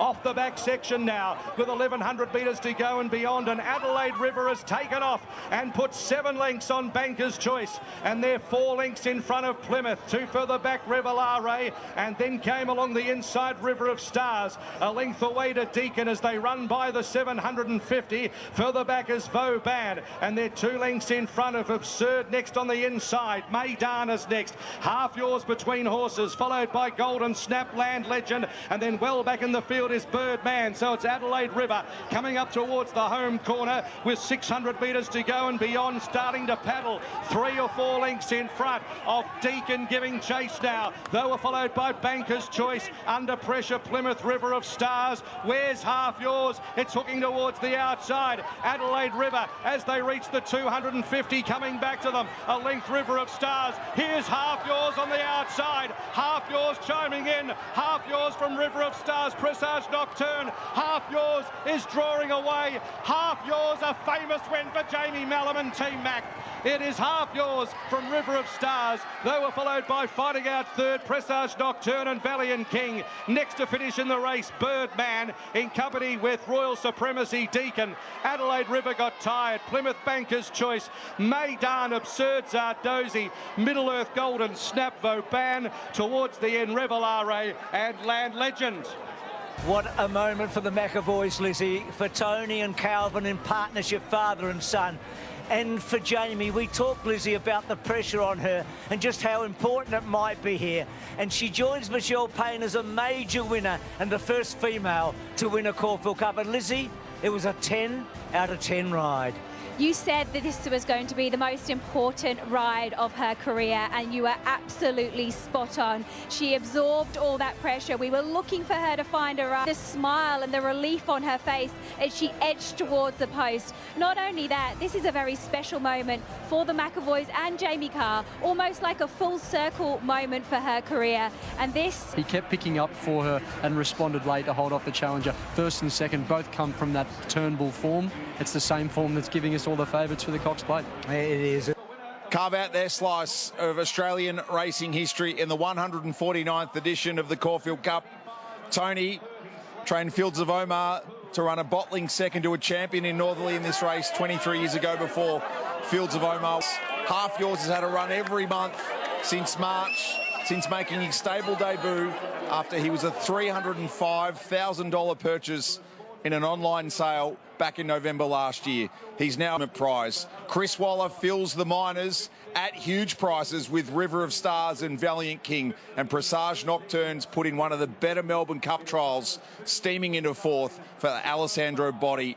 But the story is all Half Yours, and it's history. It was perfect, worked out perfectly for him, and he had to dig deep, and he's an absolute superstar horse. What Tony and Calvin have done with him, they've just made this absolute... How far he's come, Nigel, and you know, you can't do a thing like that with every horse. He's a special horse, and he's just thrived on the preparation, and he's got bigger and stronger and better. And the way he came into the paddock today, he looked like he'd arrived as a stayer. And then he went and did that today, so it's very exciting. His son and co-trainer Calvin has donned the shades, not to look cool, but trying to mask the emotion of the moment. You're alongside Dad, who's put your family's name up. Yeah, I don't know what to say. He's thanks, mate. He's supported me and given me an opportunity in this great game. So. Sorry, Chris, do we have to ask Chris's permission doing that on TV. No, but look, it means so much, doesn't it? I mean, that is raw emotion, and we work bloody hard in this game, and it's lovely when it comes off. Well, back at you. Deacon giving chase now. They were followed by Banker's Choice. Under pressure, Plymouth River of Stars. Where's Half Yours? It's hooking towards the outside. Adelaide River as they reach the 250 coming back to them. A length River of Stars. Here's Half Yours on the outside. Half Yours chiming in. Half Yours from River of Stars. Presage Nocturne. Half Yours is drawing away. Half Yours, a famous win for Jamie Mallam and Team Mac. It is Half Yours from River of Stars. They were followed by fighting out third, Presage Nocturne. Anxiety that's building up was being on a hot Caulfield Cup favourite. Like, this horse was so heavily backed in the last 10 minutes of betting on track. Everyone had eyes for it.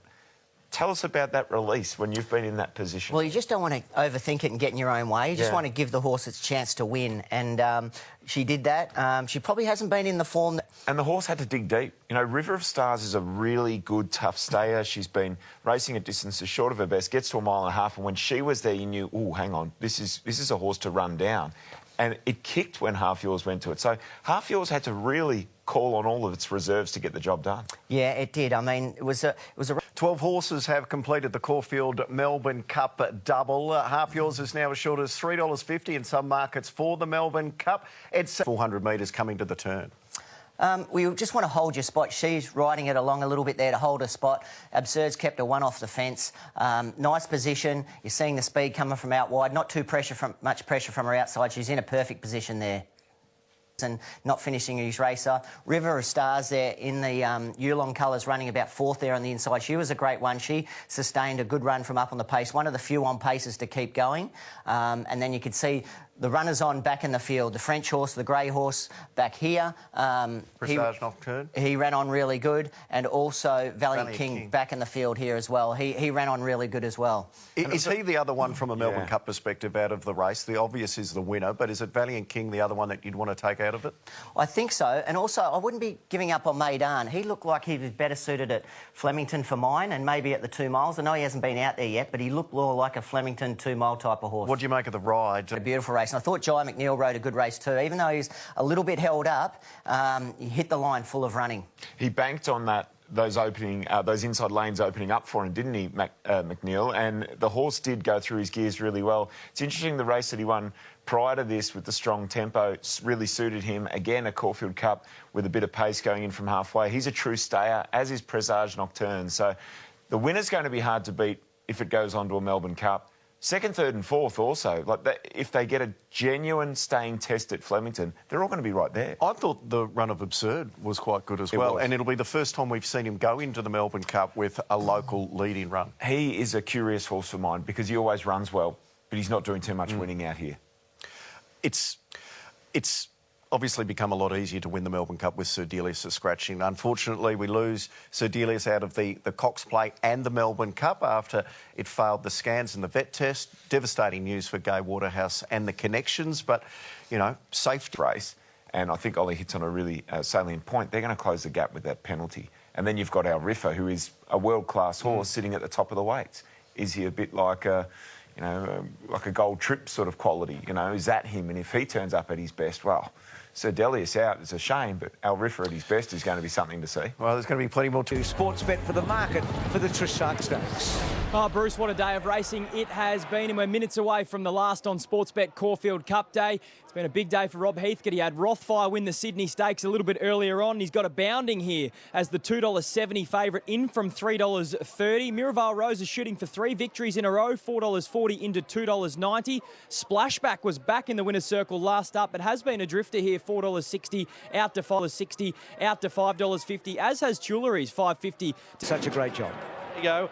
Out the back early is Wrapped and also Splashback. Miraval Rose, as expected, leads from Jewellery's, who's about 1.25 lengths off her at the moment, and also Bossy Nick and Lady Jones. Sassy Boom on the improve, whipping up around them, and they're 2 lengths in front of a bounding, a gap to Splashback and Wrapped as they head towards the railway side for the final time. The Caulfield Cup of Jewellery's, 1.25 lengths away, Bossy Nick, 2 lengths, Lady Jones, a bounding, a couple of lengths to Wrapped and Splashback on the fence at the the tail of the field. 700 metres to go. Sassy Boom off the rails, just shading Miraval Rose. A couple of lengths to Tuileries, a length away Bossy Nick. Lady Jones trying to get going 3 wide, a bounding between horses. A length and a half away, trying to sool into it. Wrapped and Splashback waited at rear. Coming around the corner at the 400 metres, it's Miraval Rose, Sassy Boom together. Sassy Boom marginally towards the middle of the track. Tuileries out wider, followed by Bossy Nick, who gets a run. A bounding is trying to stoke up wide. Miraval Rose had a bit of a kick at the 200 metres despite being softened up from Bossy Nick, and here comes a bounding with big strides. Splashback from nowhere too, but a bounding, a spectacular win. Hanson Heels won a length. Splashback second, Bossy Nick third, Miraval Rose fourth, Tuileries, and they were followed by Lady Jones. So, Lizzie, what a day for Blake Shin, and what a day for Rob Heathcote. A treble for Shin, and Rob, of course, with all the, I guess, emotion surrounding Rothfire in the Sydney Stakes, and then another one of his favourite fillies this time, a bounding Windsor Tristar. I tell you what, Bruce, he is definitely punching well above his weight when you have a look at the horses that he's got.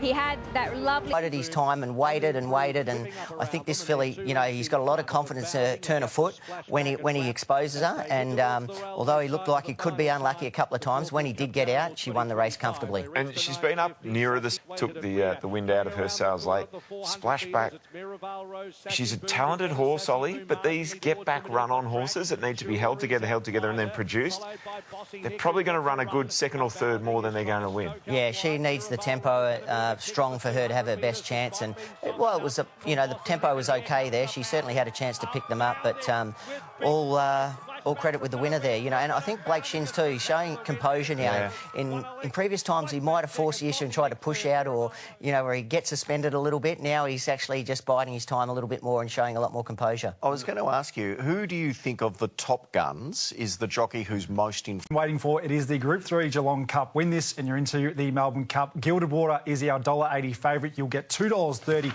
with a mega boost. It's a cracking price. He's the one to beat from Whiskey on the Hill. Should have won last time at Caulfield, $4.60. Berkeley Square gets his nice soft track, $6. Torrenzino, $10. In the Geelong Cup. Gilded Water from barrier number 3 jumped away just about the best with Torrenzino, and for now over on the inside, changing of the guard is also looking to sweep across. Gilded Water's happy to let it go. Whiskey on the Hill behind them, Farrago, Berkeley Square, and at the tail, Distrustful Award. So down towards the winning post, they're not going hard. Gilded Water's up there with also Torrenzino, and changing of the guard wider. For now is next on the fence. Barkle.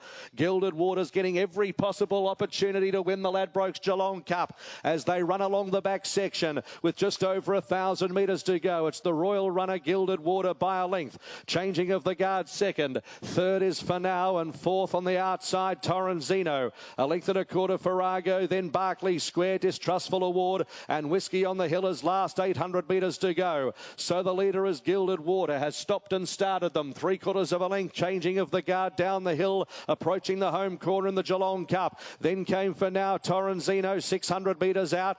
Berkeley Square about to put the foot down in fifth, still 4 or 5 off the lead from Farrago. Whiskey on the Hill and Distrustful Award around the turn. 400 metres to go, and it's now Gilded Water stepping it up steadily. 2 lengths, changing of the guard, Torrenzino. For Now is battling on, and then Berkeley Square. Gilded Water, how much left in the tank? 200 metres to go. Still a good length and a quarter. Torrenzino, who's chasing Gilded Water, 3/4, a half. Torrenzino, who's coming now. Gilded Water joined and headed by Torrenzino. Torrenzino takes the lead, and it's going to be in the Melbourne Cup. Torrenzino won the Geelong Cup from Gilded Water, Berkeley Square. Farrago in a photo for 4 with Whiskey on the Hill. Then Distrustful Award, changing of the guard, and last For Now. Torrenzino has worn down the favourite and leader. Trained by Paul Prushka and ridden by Celine Gaudray, Torrenzino will make the field in the Melbourne Cup with a golden ticket. Was the postponed Geelong Cup during the week, and a Bushy from Horsham beats the King to get another crack at the Melbourne Cup. Torrenzino, he's been around the block a few times, Ollie. Is he a top 10 contender in the Cup? He is, I reckon, because you look at the Bart Cummings, he ran great in that, and that form stood up really well with Valiant King running so well in the Caulfield Cup. I'm so flat on myself. I thought he could win the Geelong Cup, but I was worried, am I missing something here when the King's horse was, you know, so short and there was so much money for it? But I thought he could win the Geelong Cup. I love the fact that Geelong Cup's a golden ticket race now. You know, we need to have these golden ticket races closer to the main event. Back in March. Britt, and One Smooth Operator, the $4 market leader for tonight's Moonee Valley Gold Cup. Now, this is the horse that won last year's Geelong Cup as an $11 chance before running 12th in the Melbourne Cup. Was going to be right at the pointy end of the market for the Geelong Cup, but scratched and saved for this race instead. Now, Smoke and Romans, we got a good $3.50. One Smooth Operator, now a $4.50 second elect. Berkshire Breeze at $6. Double figures or better the rest, headed by Braden. Set to run now, and they're racing. Berkshire Breeze jumped well with Cleveland. Braden Star towards the outside, also showing zest shortly after the get-go.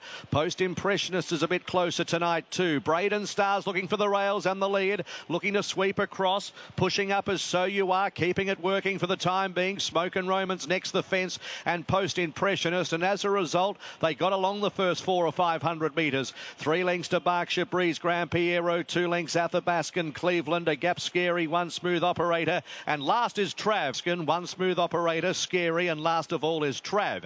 Heading towards the back section. They've got 1,000 metres to go in the Ladbrokes Moonee Valley Gold Cup. So You Are the leader from Braden Star, just getting a little bit closer now. It's a neck away. Smoke and Romans is third, and fourth is Post Impressionist. A length and a half Grand Piero from Berkshire Breeze is now So You Are, just tries to quicken it off the back section. Cleveland midfield on the fence from Athabascan at the 750. One Smooth Operator's going to have to try and extricate off the fence. Scary gets going to its outside, and Travs of the field pack up. They've got to So You Are. And now the race is on at the school at the 600 as Braden Star is left in front early. Post Impressionist sprinting with it. Berkshire Breeze about to make a line of 3, and here comes Scary.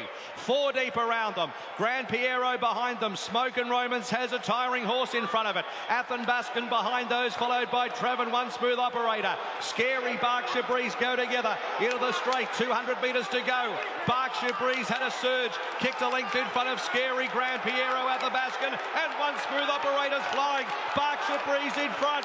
One Smooth Operator right down the middle. Puts pay to them. One Smooth Operator wins. Second Athabascan, third Scary, fourth Berkshire Breeze.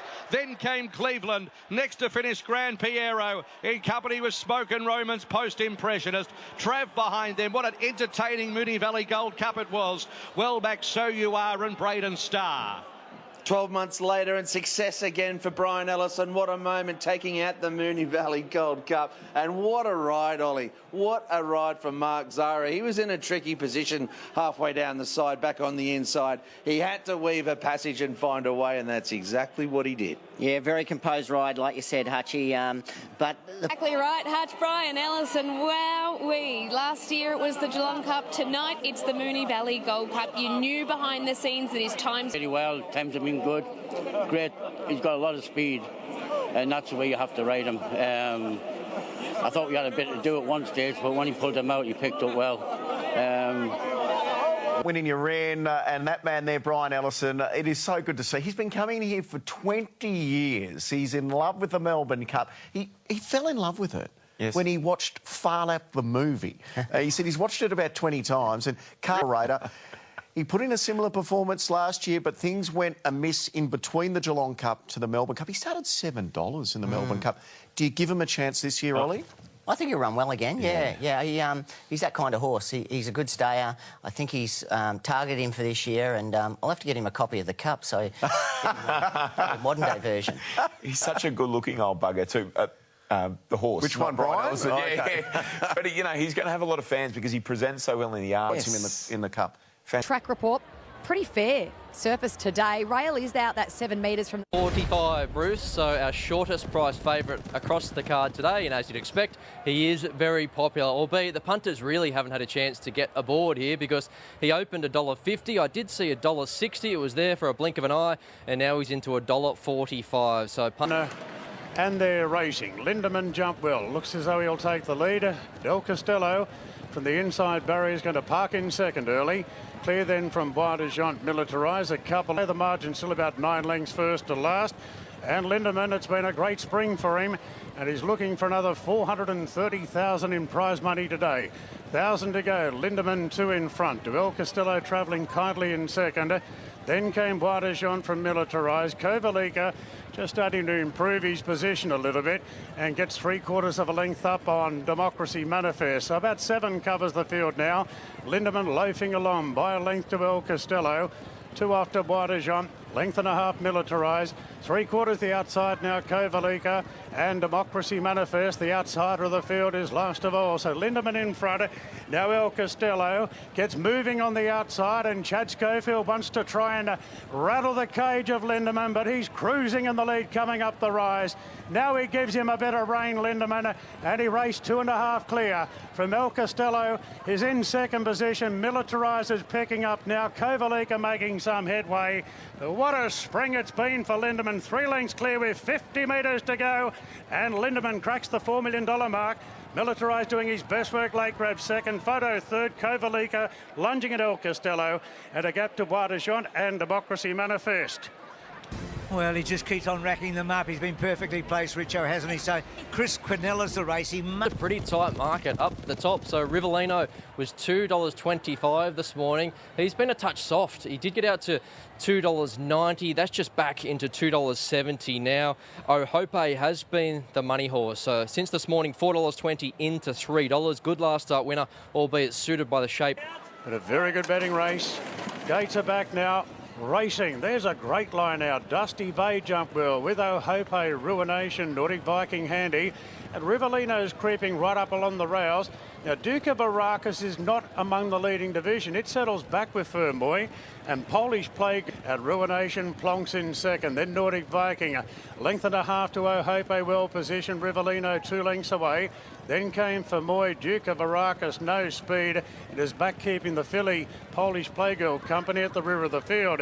So Dusty Bay having its fun in the lead, leads by 2.5 to Ruination. Nordic Viking third, a length and a half to Hope. Then came Firmoy travelling strongly on the outside of Rivellino. Length and a half Polish Playgirl on the outside of Duke of Arrakis. 6.50 to go. Dusty Bay rolling along by 3 lengths now on Ruination. Then Nordic Viking, Hope just being nudged along a bit, just keeping up with the horse in front. A gap to Rivellino on the inside of Moy as they straighten up. Dusty Bay extends the lead to about 4 on Nordic Viking. Ruination, Berry sitting quietly. Then Hope has got Rivellino in a pocket. Dusty Bay's coming back to them somewhat by a length and a half, and Hope cuts loose on the outside. Charts to the lead from Ruination, Rivellino, and then came Firmoy, but Hope 2 lengths clear. Rivellino is bridging the margin, but Hope's got a 1. Hope goes home a winner in the calendar Presnell by a half length Rivellino. Then a gap 2 for Moy, who's run third. Duke of Arrakis warmed up late from Dusty Bay. Ruination dropped off from Nordic Viking and Polish Playgirl. She's riding well today. Well, he always rides well, Jason Collett. Michael Friedman having a sensational run, Richo, isn't he? I mean, this was a lot of money for him. I thought Nash just a lot of money for him. I thought Nash just slightly missed the boat on Jason Collett there, and he was able to get the break. Yeah, well, Nash got it absolutely centimetre perfect, didn't he, in the previous with Lindemann, a horse he knows so well. Not this race, Bruce, over the past few years has been something else. Some great horses have won this race and then gone on to be superstar weight for age champions. They sure have, Em. I mean, 7.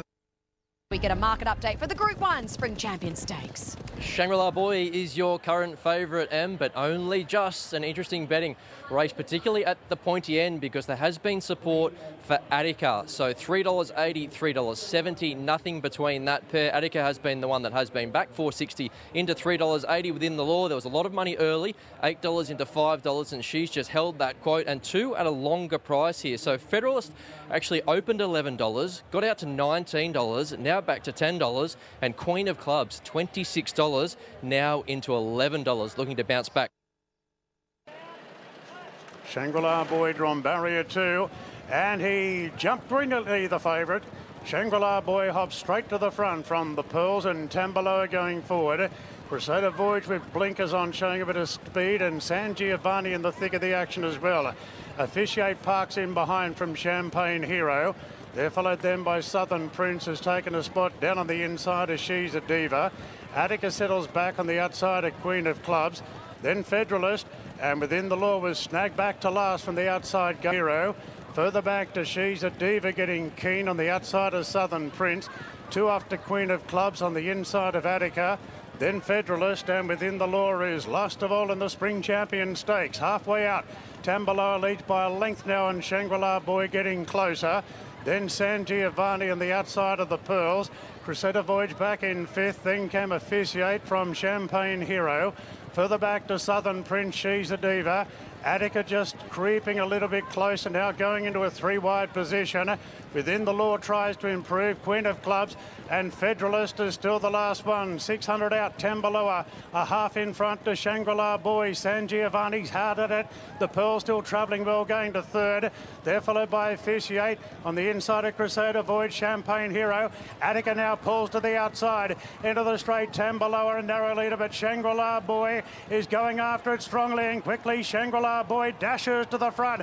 The Pearls running on fairly. Attica down the outside, 4 lengths away. Shangri-La Boy, a big leader inside the 150. Attica is bridging the gap quickly. Shangri-La Boy a length in front.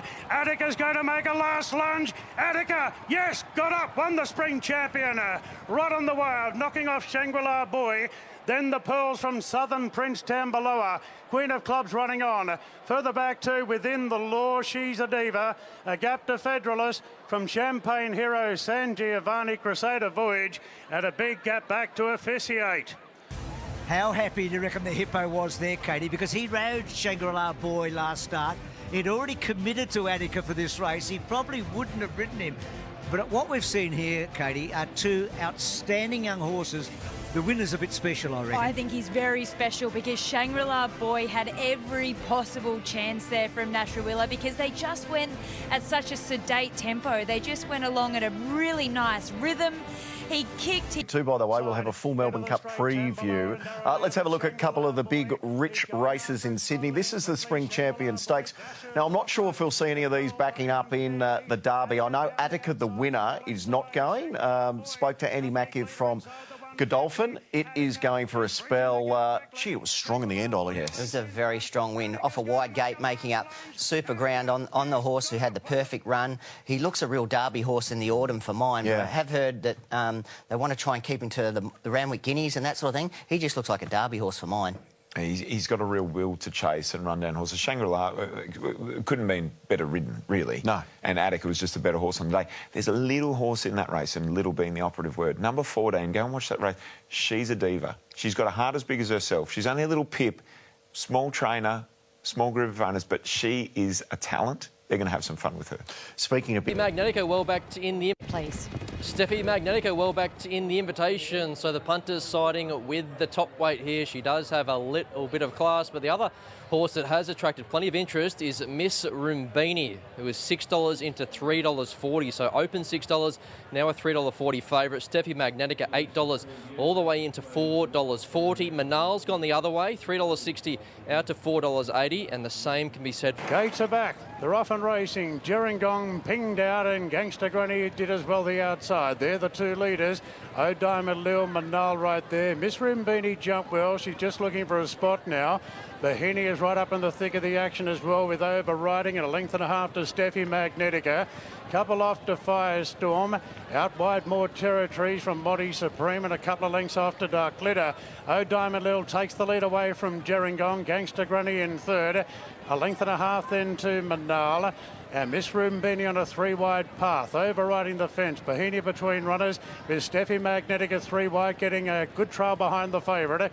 Then came Firestorm, Modi Supreme, more territory 3-wide, second last. And Dark Glitter is the last one. 600 to go. O'Diamond Little a length in front of Gerringong. Then came Gangster Granny, a clear 3rd. 2 lengths to overriding from Manala. Miss Rumbini's been 3-wide from the start. And Bahini between runners. Modi Supreme well back in the field there to together with Steffi Magnetica. O'Diamond Lilith, the 300, being pressured now by Gerringong. Gangster Granny closing in. A length and a half to Manala. Steffi's unwinding with a good run on the outside. Gerringong a narrow leader from Gangster Granny. Gangster Granny, Gerringong, Steffi Magnetica swamping them wide out. Steffi, yes, she got there. Steffi Magnetica in the last few bounds beat Gerringong. I think Manal third from Gangster Granny. Bohemia late. Further back to O'Diamond Lil, Dark Glitter, Miss Rumbini. Wide all the way from Overriding, More Territories. And Monty Supreme was one of the last to finish. Well, she's the class, Katie. She's a Doncaster winner, a Stradbroke winner. She'd had that slight setback after the Shirago. We talked about how well weighted she was. Gerringong was good, Gangster Granny was good, but she's quality, isn't she? She's a beauty, isn't she? And that takes her prize money to well over $7 million. What a horse she's been for her connections, as you say. Big hearts. Steffi's got one of those, and she's got $7 million in the bank as well. Another big win yesterday in the Invitation. Have a look at her here, like a mile off them. But the money, as soon as the bookies went up, I think she opened $5 on track. She was into 480, she was into 460, she was into 440, she was into 420. They wanted her like nothing else. They tried Miss Rumbini as well, who was 3 wide and got a bit racy and a bit keen. Money for 2 horses in the race. The punters nailed it with Steffi Magnetica. We know she's a quality animal. Let's hope that we see her in Melbourne during the carnival. Accepted in both states, but they've elected to run here at Moonee Valley, and it does look a good race for him. Our sports bet punters are keen, $4.50 into $3. That money is continuing to come. Golden Path was going really well before a disappointing run in the Turnbull. $4.20 rock solid, that price. Oh, too good. She's just about everyone's favourite, but she's been... And the field is set for the 44th running of the Crystal Mile. Ready, and they're racing. Rise at Dawn jumped cleanly with Golden Path ridden with urgency, and Desert Lightning it's outside. Oh, too good next the fence.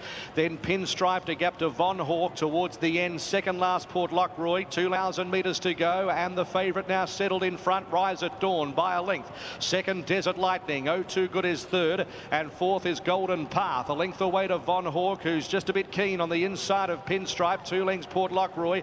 Last rumbled again off the back section. 800 metres to run, so the leader is Rise at Dawn, 3/4 of a length in front. It's an even tempo from Desert Lightning. Then Oh Too Good, 2 lengths away, third from Golden Path. A length and a half to Pinstripe, who hooked out 3 wide. Then came Von Hawk, Port Lockroy, and a gap rumbled again. Rise at Dawn quickened at the 500 metres from Desert Lightning. Then Golden Path, who's full out chasing, and then came Pinstripe on the outer. Oh Too Good needs a run behind them, and then came Port Lockroy. So it's Rise at Dawn, 300 metres to go from Desert Lightning. Rise at Dawn leaving the fence, and Oh Too Good's got a beautiful run up on the inside. Pinstripe wider, Rise at Dawn at the 150. Oh Too Good, Von Hawk is getting through too.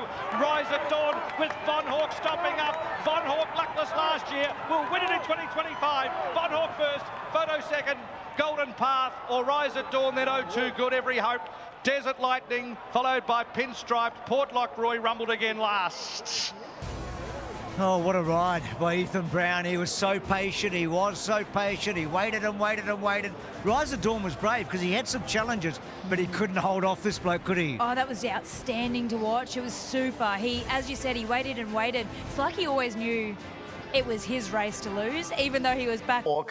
Finally, the gap's open for Von Hawk. Beautiful ride here, Ollie. Cutting the corner and made the difference. Yeah, saved all the ground here. Ethan Brown got the split here and he darted through. This horse has been running on sort of when the race has been all over, but there from a good gate he was able to hold a better position and saved all the ground on the inside, and he was too strong late. Yeah, brilliant win. And look, he got the run that he didn't get last year. Yeah, Von Hawk. It was almost a carbon copy. He was in the same spot last year. He didn't get the luck last year. He gets it this year. And my brother in small goods. Feels like the rain is coming as well here at Moonee Valley. Charmed Stone, she's at the top of the market here. She's a dual Group 1 winner, but she did get that charmed run last start in the Group 1. 250 into 225. Our punters think she can get another victory on the board. Tropicus has been in great form in recent times. $4.20 out to $4.80. Bridal Waltz is one of the ones that the smarts have been all over. $8.50 into $5 off the back of her really good run first. Oh, he's out, and he's out. Okay, so it looks like he's a late scratching, which is making a huge difference to everyone. You can see you go Frosty there. just looking on. So once again, ready for the McEwen, and they're racing. Pretty good line. Regal Zeus, Charmstone beat them out. Jigsaw is flying through to lead the race outright. Tiger Shark is also bustling up to third. Jigsaw is the leader from Charmstone. Tiger Shark third, and fourth is Bridal Waltz. 2 lengths Regal Zeus, Clarbell, Last Vestas off the back.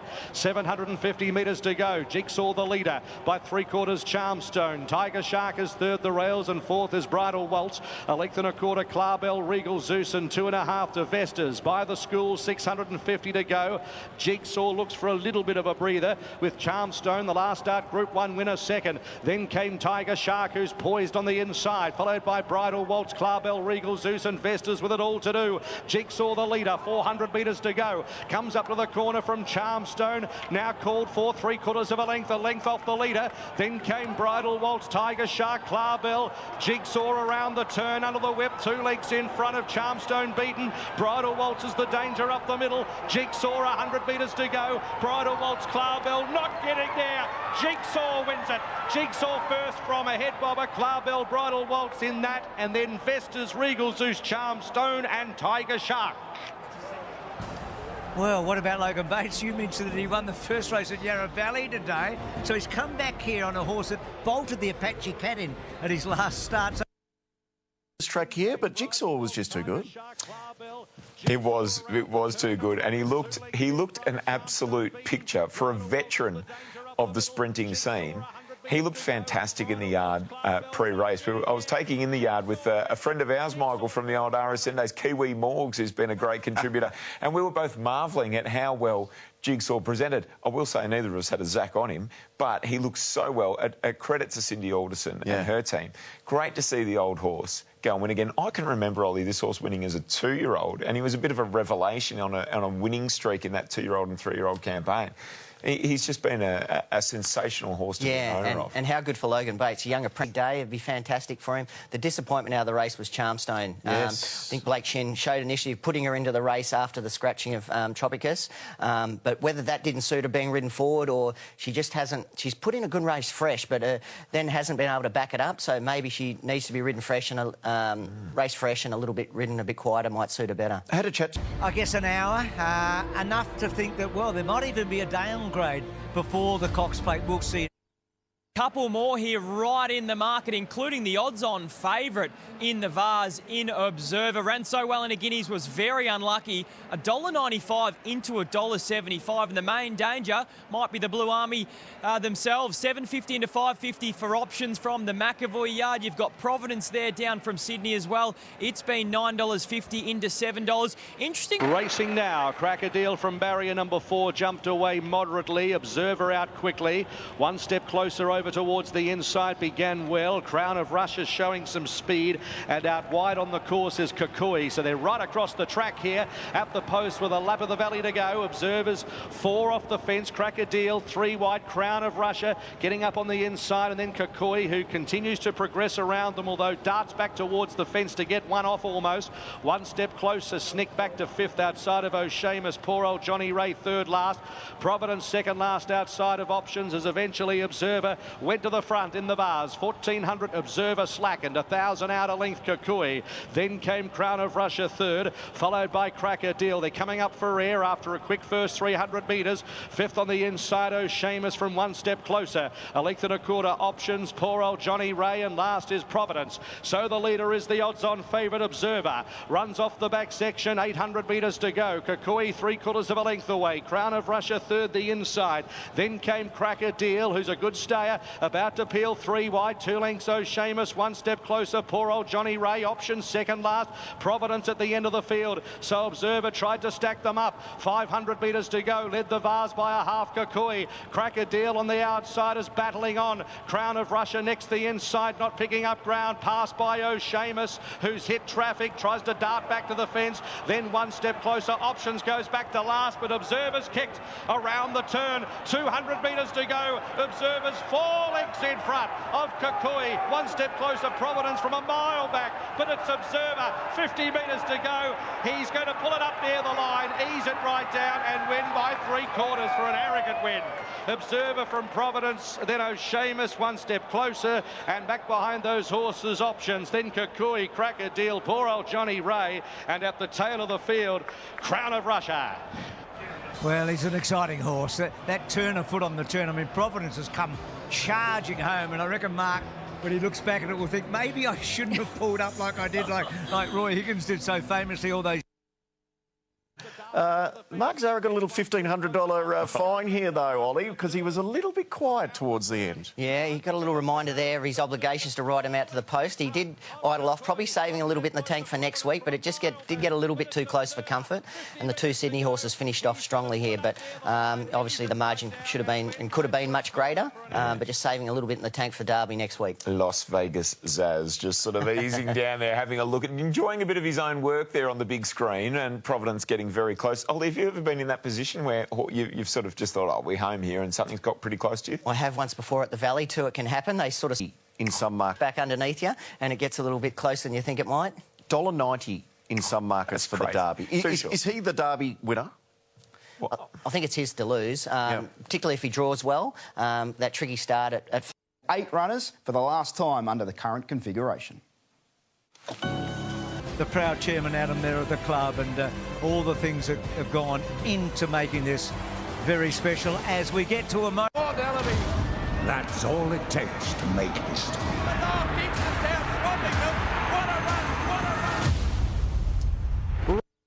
Of the race. Could James McDonald do what only Huey Bowman's done in the past and win 4 in a row? He's an infantry man in the same colours as Buckaroo. So Dragonet won the race. He's an Australian Cup winner. He's a Group 1 winner also in WA. He will make his presence felt. He will make it a 6-4-2. Lizzie, Antino, when he's on, can dominate. And this is the biggest test for him. I think he's hitting this race at the perfect time in his preparation. He looks $1 million. Won 2 Cox Plates in the past. Buckaroo, well, this time last year, he was going as well as any horse in Australia. Is he going as well this year? Yeah, look, I think he is. I think he's going really well. I think that barrier suits him. Mark Zahra will suit him. And be not too far away from them. So tell us about Via Sistina. Well, she looks $1 million, but she has had a bit of a troubled preparation. She won impressively first up, has been disappointing a couple of runs since then. But I think it's because she was on that super heavy surface, and the way that she scooched around here on Tuesday morning, the way that she has been looking in the yard, you cannot say that she has taken a step backwards. Treasure the Moment, she's also had plenty of problems in her prep too. Yeah, she hasn't had just smooth sailing preparation, has she, today? And Matt Laurie can't falter. When Aliana won the Derby, she looked incredible. And then when she was first up behind Via Sistina in the Wink Stakes, she looked like the next big thing. Well, another one that's come out of that super heavy track first up into the preparation, and we saw Chairwolf bounce back in a race like this. And this guy, Bruce, it was a very quiet run in the Guineas last time. And 23-year-olds from Sportsbet. Bruce, we know we're about to witness a piece of history. Could we see a champion go back-to-back in one of our most famous races? Via Sistina, no surprises whatsoever. She's at the top of the market with Sportsbet. 2.15 we put up on Wednesday. She's out to 2.25 now, but she's still a clear favourite here. The Queenslander Antino, he looks spot on for his grand final. $3.60 out to $4.20. All the smart money was for the 7 Treasure the Moment early doors on Wednesday. $9.50. That was snapped up very quickly. You're getting $5 now. She was so impressive first up in the campaign, but has had that little setback. Aliana $7 out to $8. Buckaroo $16, as is the 3. And there's a strong late push here, Bruce. It's for Antino. He was $4.40 moments ago. He's $3.70 now with Sportsbet. He's your market mover in the Cox. Via Sistina for me, I think she deserves to be favourite. Look, I thought she was probably a run short off a couple of slow races last time out. She peaks 4th up, she peaks grand final day, and it's... Here we go. Matt Hill's got the honour for the very last time. Ready Set and racing, and Via Sistina jumped away pretty well. Treasure the Moment over on the far side, beat them out from attrition. Light Infantryman's using plenty of the track out past the centre, but is forging on out wide. At the judge, a lap to go. Treasure the Moment is the leader with Light Infantryman. A length and 3/4 attrition. Two further back in the field, Nepotism, and they were followed by Via Sistina as they string out towards the side at the 1600 metres. Via Sistina has three behind her, and they are Buckaroo, Aliana, and last of all is Antino. So with 1500 metres to go, Light Infantryman has taken it up. 1400 metres to go and strung out the field by 2 lengths. Treasure the Moment second. Third is Attrition. 2.5 Nepotism. Via Sistina is 7 off the lead on the outside of Aliana. They were followed by Buckaroo, and at the tail of the field, Antino. To the back section, 1200 to go. It's Ethan Brown and Light Infantryman into a rhythm. 2.5 lengths to Treasure the Moment. Two further back is Attrition. 2 lengths Nepotism. Then came the inside Aliana, who spots the speed about 7. A length away Via Sistina, followed by Buckaroo, and Antino is still last. So through halfway and beyond, 900 to go. It's Light Infantryman, the front runner in the Cox Plate, by a length and a quarter. Treasure the Moment second. Now the runs are coming. Nepotism out 4 deep. Via Sistina 5 deep is coming now at the school for the final time at the 600. Aliana behind them. Attrition has got back to third last from Buckaroo and Antino. Light Infantryman, 450 metres to go. 50 metres to go. Treasure the Moment kicked. A length Via Sistina, Nepotism. Buckaroo around the outside, then Attrition. Treasure the Moment around the turn. 200 metres to go. A length and a quarter in front. Via Sistina and Buckaroo wearing her down at the 100. Treasure the Moment. Via Sistina and Buckaroo. Via Sistina lifting. The Grand Old Belly's rocking. And Via Sistina's done it. Via Sistina. One more legend has been made. Has beaten Buckaroo. Treasure the Moment. What a race. Behind those horses, Light Infantryman, Aliana, Attrition, Antino and Nepotism. Matty Hill has nailed it. It's the most extraordinary finish. It is the most extraordinary battle up the straight. An incredible champion. Horse and rider and trainer combined to win for the final time. The genius of Waller, the magic of McDonald, and the heart of Via Sistina. Caitlin Mallion, McDonald, your husband, has just won the 4th Class Plate for the 4th consecutive time. He has the last say on this track. He's just unbelievable. I'm in shock at the fact that this mare looked like she wasn't going to win, and that last furlong dug so deep like a champion does. He put him in like last year, but she just, there's a will, there's a way. She's just a champion. And when that's... From the beginning of the Winx Odyssey in 2015, Chris Waller now has 6 Cox Plates between 2015 and 2025. As I bring in Damien Oliver. Didn't fail to disappoint. It looked like Treasure the Moment had it on the turn. Looked like Via Sistina under pressure. I thought she was off, but she just, like a true champion, she just kept fighting on. And then Buckaroo launched at her late, and she just held him off. And what? Charlotte Littlefield. That's the 4. That's 4 Cox Plates, J-Mac. You are... I think this one's relief as well. I love this place. I'm blessed to ride champion racehorses, blessed to be a part of a champion stable, and she was... You just don't know what to expect in racing, and that's a dream come true. Her work on Tuesday morning. I know she hasn't won her last 2 runs, but all the data suggests that, like, she's flying, and once they set that, let the horses do the talking. And that would have been in mind in runners.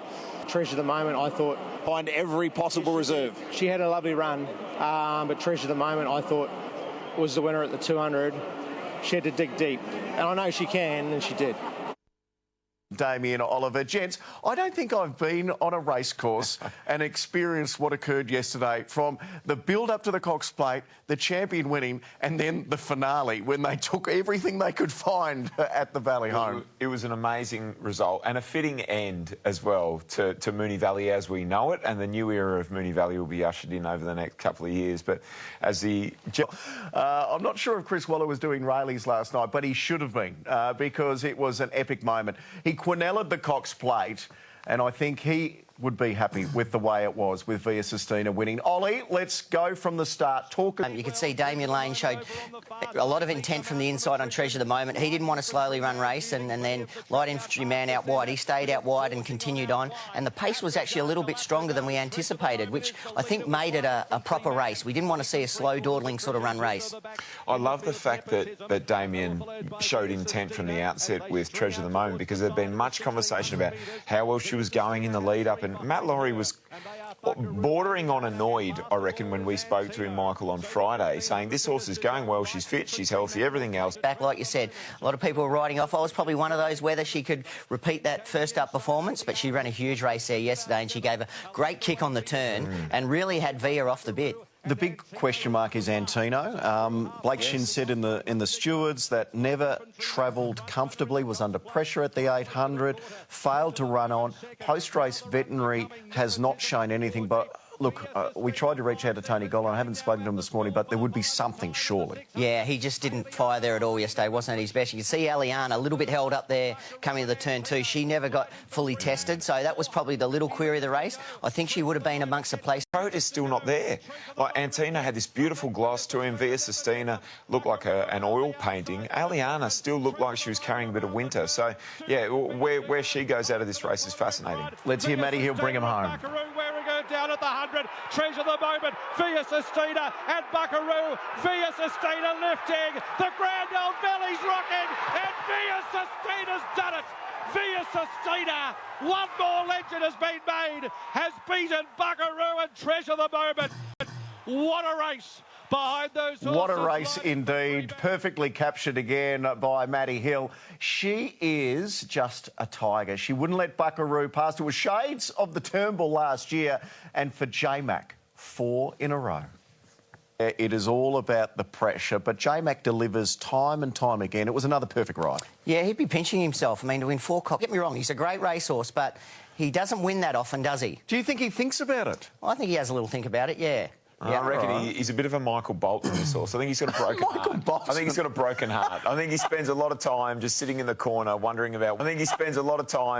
the corner wondering about... what could have been Buckaroo. Gives his all. Gives his absolute all. But we've seen a few times now he's run into races to win them.